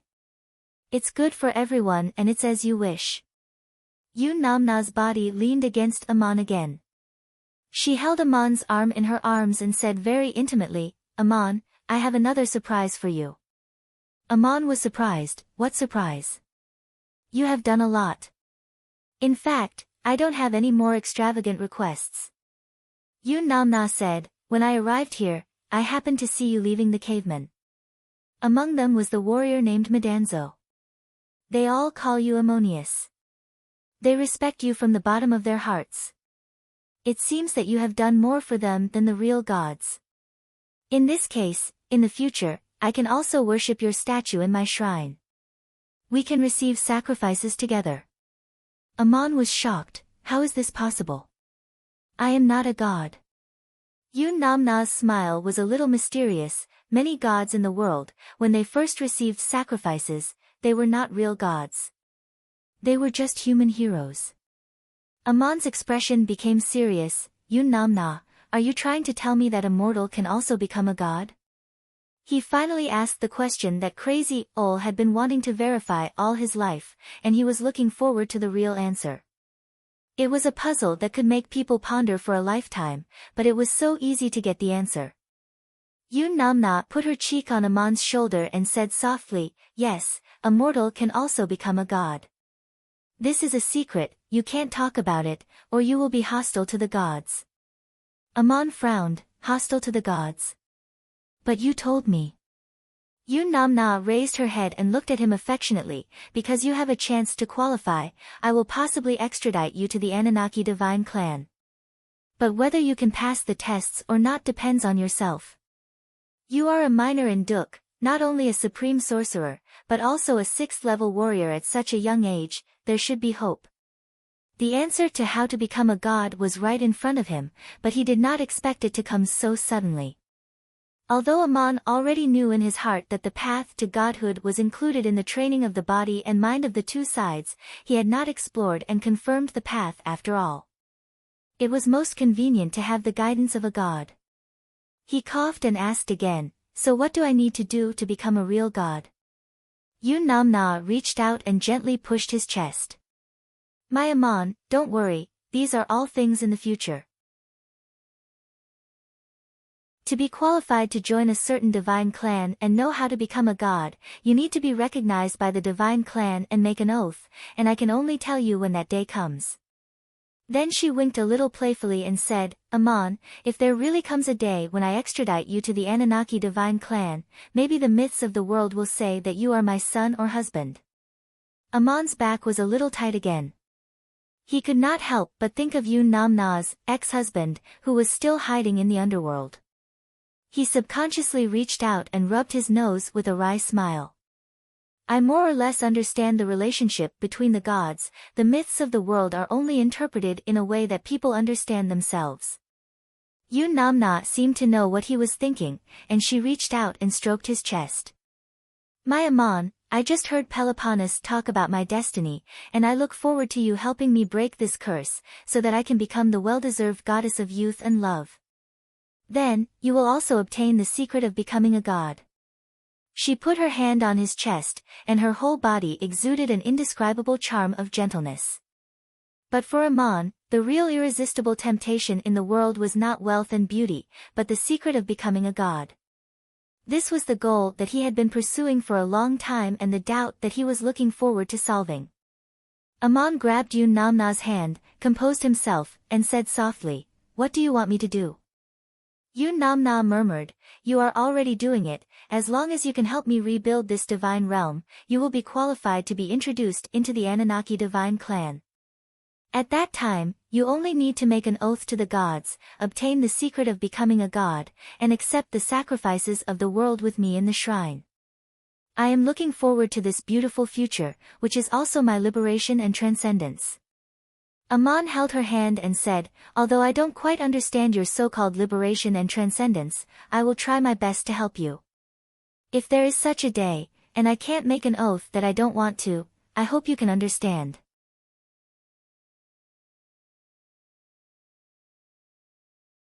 Chapter 116. Link and the other cavemen who arrived at the town of Duk all had the same dream that night.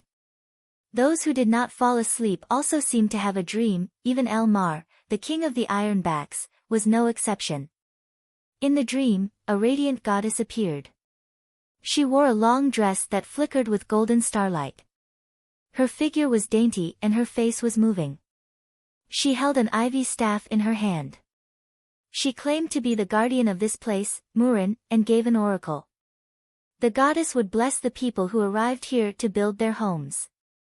A magical and amazing wealth would be given to them to build a city-state. The messenger of the goddess, Aman, would guide them to the buried wealth and hold a sacrificial ceremony to open the treasure. The things left behind by Murin could not only be used to build all kinds of magical instruments, but also to hire wandering warriors, craftsmen from all over the continent, and caravans from all over the world. This wealth would be kept and used by Aman. The cavemen who had just walked out of the mountains suddenly dreamed of such a goddess. They all felt it was incredible. But when they heard the name of Aman and saw their Aman holding Murin's arm intimately, they believed in the oracle. After dawn, Link gathered his people and held a prayer ceremony. They put up an altar and offered sacrifices to thank Aman and Murin. Interestingly, when these cavemen prayed, they put the name of Aman before the name of Murin. They naturally did so. In the dream, they saw Aman holding Murin, and he was half a head taller than Murin. Originally, Link and the others only worshipped a fire in the cave. Later, Aman became their only god, and there was also a cat who was the god's messenger. Now they offered sacrifices to Murin, not only because of the blessing in the oracle, but more importantly because of Aman. All the people were eagerly looking forward to the return of Aman, so that the prophecy in the dream would come true. Of course, Madanzo also participated in the prayer ceremony. While praying, he marveled in his heart, Ammonius, Ammonius, you are really amazing. When did you hold such a goddess in your arms? There is nothing you can't do. Madanzo had always known that Aman was not a real god. When he first met him, Aman was just a child who had not yet grown up, but he mastered magic and saved Madanzo's life. At first, Madanzo called him Ammonius, on the one hand, to learn magic, and on the other hand, to follow Link's lead. But later, Aman taught Madanzo the power of two sides step by step, making him a 6th-level magician and a 6th-level warrior at the same time. This was an incredible miracle in any country on the continent. Thinking back to Link's words, "You are my only god," Madanzo also said it without hesitation. When he passed the test of firm faith, he had already regarded Aman as a god. Who said that gods were statues in the temple and not living people? Madanzo would rather a real god like Aman, at least more real than the statues in the temple. Leaving Link and Madanzo's expectations aside, Aman carried his staff through the charcoal forest and finally saw the high wall of Saya in the distance. He grew up in the territory of Saya and traveled to so many places on the continent, but today was the first time he came to the main city of Saya. Yu Numna did not follow Aman to Saya. The two parted at the edge of the charcoal forest. Before leaving, the goddess asked with a faint smile, "Aman, who is Iko?" Obviously, she also saw another message left in the Taraculus. Aman replied, "An old friend, she came to Duk." Yu Numna playfully reached out and touched the tip of his nose. "She is a girl, isn't she? Is she unforgettable to you? The youth and life of mortals will eventually pass away, and any moment of forgetfulness is a treasure of remembrance. I will keep this message for you, maybe one day you will erase it yourself. Let me tell you a secret." Peloponnesus laughed that the men I fell in love with all had no good ending, just because I fell in love with him. Whether she loved me or not, she was wrong. Aman did not want to talk about this topic, but he had to ask, what did she do wrong? Yu Numna, mortals all have birth, old age, sickness, and death. In the eyes of a god, of course, there is no good ending. What is the curse that haunts me? I have been thinking about it. Is it because the man I fell in love with cannot live forever, or does he need to have no regrets in his life? When walking into Saya, Aman was also thinking about this question. Did the amorous Yu Numna really fall in love with him? Not necessarily. She had feelings for him, and she definitely wanted to use and seduce him, but Aman did not dislike it. Yu Numna helped him and did not harm him. Even when he fell into the underworld, it was his own choice. As for guiding the descendants of Duk back to their homeland, it was also Aman's own wish. Maybe Yu Numna was just solving a puzzle. It seemed that gods also had their own troubles. The security of Saya was not strict. Without any interrogation, Ammon easily entered the city. Located on the southeast edge of the Hittite Empire, Saya was originally an important border town and an important production area of fine iron and parangons. But since the flood cut off the land transportation with the neighboring countries, Saya had been peaceful for the past few years. People seemed to be leisurely and lazy. Ammon came to Saya for two purposes. One was to retrieve the title deed of Duk, and the other was to see Goliath. When Moses was forced to leave, the title deed of Duk was still hidden somewhere in the city. He did not tell the envoy of the temple of Isis, Ammon, but he told the Allah, who appeared as a god. In Crazy Ol's message, he specifically mentioned Goliath. He hoped that Ammon must see Goliath when he had the chance, and he was very sure that even if Goliath did not help him, he would not make things difficult for him. Now Ammon knew that when he was sent to Duk to avoid an impending disaster, it was also Goliath who privately instructed Mayor Dusty to do so. A supreme mage went all the way to Duk for the sake of a small minor. This was not a small favor. When he came to Saya, he found out that the situation was not what it used to be. No matter who mentioned Goliath, there was a look of reverence on their face. If anyone said anything disrespectful to Lord Goliath, they might be beaten. Goliath was now a 9th-level supreme mage, but he still stayed in the city as the chief priest. In Saya, his status was equivalent to that of a god without a title. A word from Goliath might be more effective in Saya than the Oracle of Enlil, but the people here would not cross the line and call Goliath a god. In recent years, Goliath had hardly shown up. It was said that he only concentrated on practicing magic in the shrine. The affairs of the city were handled by Governor Shao Mo, his disciples Walter and Raphael, the 3 high priests, and various officials. There were not many things to do here.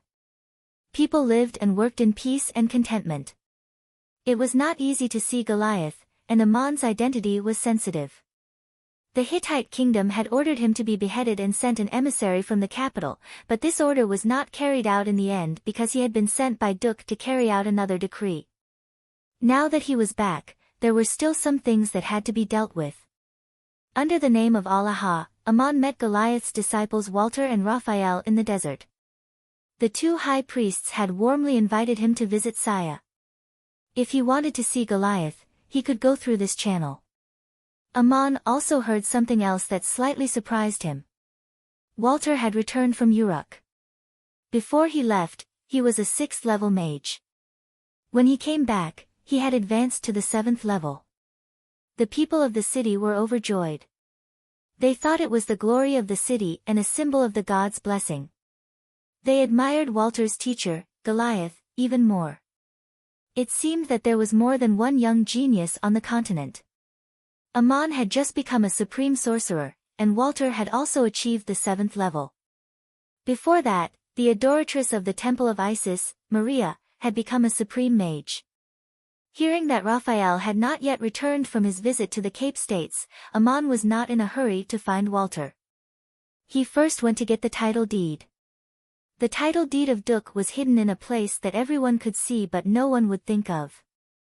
It was in the manor that Mayor Dusty bought. Ammon also bought a manor in Montefiore. There was a private shrine in the backyard, originally dedicated to Horus, but he replaced the statue with the goddess Batet. Dusty's manor was much larger, and there was also a small shrine dedicated to Enlil in the backyard.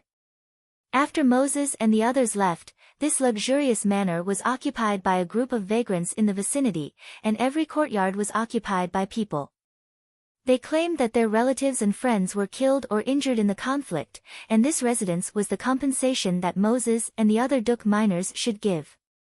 Governor Shao Mo was not easy to manage, so the past 2 years were peaceful. But no one dared to occupy the shrine in the backyard. After all, they could not blaspheme the gods, so it was left there alone. The title deed was in the pedestal at the foot of the statue of Enlil. There was a stone slab at the bottom of the statue that was connected to Enlil's foot. Even if it was lifted up, there would be no trace of it being hollowed out and closed again. Ammon climbed over the wall and entered the backyard of the manor. He was already a supreme warrior and a supreme sorcerer. He was agile and good at hiding his tracks, so it was impossible for people to find him. He carried his staff and quietly went to the shrine. No one had been here for a long time. The altar was empty. There were neither offerings nor lamps. The statue of Enril stood quietly in the darkness. Amon stretched out his staff and pointed at the statue. The life-sized statue floated in the air. He mumbled an incantation and a square crack appeared at the base of the statue. A stone slab floated down with a pile of things on it. It turned out that there was a hole in the base. Amon waved his hand and put the pile of things into the ventuculum. He pressed his staff down, and the statue fell down and returned to its original state. Hidden in the base of the statue were all the title deed of Duk, a special parangan and 20 gold coins. This should be the work of Mayor Dusty. He was really thoughtful. Even if this place was demolished, people would not dare to destroy the statue of Enril. Instead, they would move the statue elsewhere so that the things hidden inside would not be discovered. Only Moses knew this secret. In addition to the title deed, there was also money. The parangan was the most precious of the special parangons, the ventuculum. It was worth 500 ordinary parangons, which was a huge fortune. As for the other 20 gold coins, it was even more thoughtful. The ventuculum could not be easily exchanged for cash, and the gold coins could be easily exchanged for pocket money in the market. Even if the descendants fell, they could live comfortably for the rest of their lives with this inheritance. Amon had been to many shrines, but the feeling was different. In some shrines, the solemn statue seemed to have a mysterious life, watching the people kneeling in worship. It was interesting to say that in order to make Schrödinger happy, Amon erected a statue of the cat goddess Batet in his manor. The feeling was the strongest there. The statue seemed to be alive, and one could vaguely feel a kind of gaze when walking in. However, there was no such feeling in this temple. The statue of the great god Enlil was just a cold stone. Amon took the things and turned to walk out of the shrine. At the threshold, he suddenly turned back and said something as if he was talking to himself. Enril, great god, your eyes do not look here. The people of Duk offered the last of their wealth at your feet in an attempt to get protection, but were forced to go far away to be enslaved by a foreign country. Today I come to take it, and it will no longer belong to you. This is not a betrayal, but your choice to give up on Enril. We have nothing more to ask of you. I take the inheritance of Duk and bid you farewell. When Amon said these words, he did not know the cause of the great flood that destroyed Duk, nor did he know that crazy Old died in the challenge to Enril. The only person in the world who knew this secret was Goliath, whom he wanted to see. When Amon entered the manor to take the title deed of Duk, in a secret room in the shrine of Saya Enril, Goliath was watching a piece of information recorded by Walter. It was the scene of Walter and Amon's encounter with the Scorpion King in the desert. There was a paragraph that Goliath watched over and over again, and he was silent for a long time. The voices of the Scorpion King and Amon sounded over and over again. If I break the oath, I will never be a true god. If I break the oath, I will always be a lowly human in your eyes. After a long time, Walter asked carefully, my dear teacher, why are you not speaking? On behalf of Saya, I made a covenant and oath with the Scorpion King. Did I do something wrong? Did I go against your teachings? Goliath shook his head and said, no, you did the right thing. This covenant should be announced to all the people of the city in the form of a decree, to avoid unnecessary casualties in the desert in the future. I was just thinking about the oath made by the Scorpion King and Allah. That young man is not simple. You have become a supreme mage, and I am afraid his achievements are no less than yours. You're tuning in to the Blissful Bookshelf YouTube channel. We're so grateful for your support, and don't forget to subscribe to join us on this incredible journey through captivating stories. Your generosity through donations truly makes a world of difference, as it's the primary source of revenue that allows me to expand and enhance this channel for you. Thank you from the bottom of my heart for being a part of this adventure.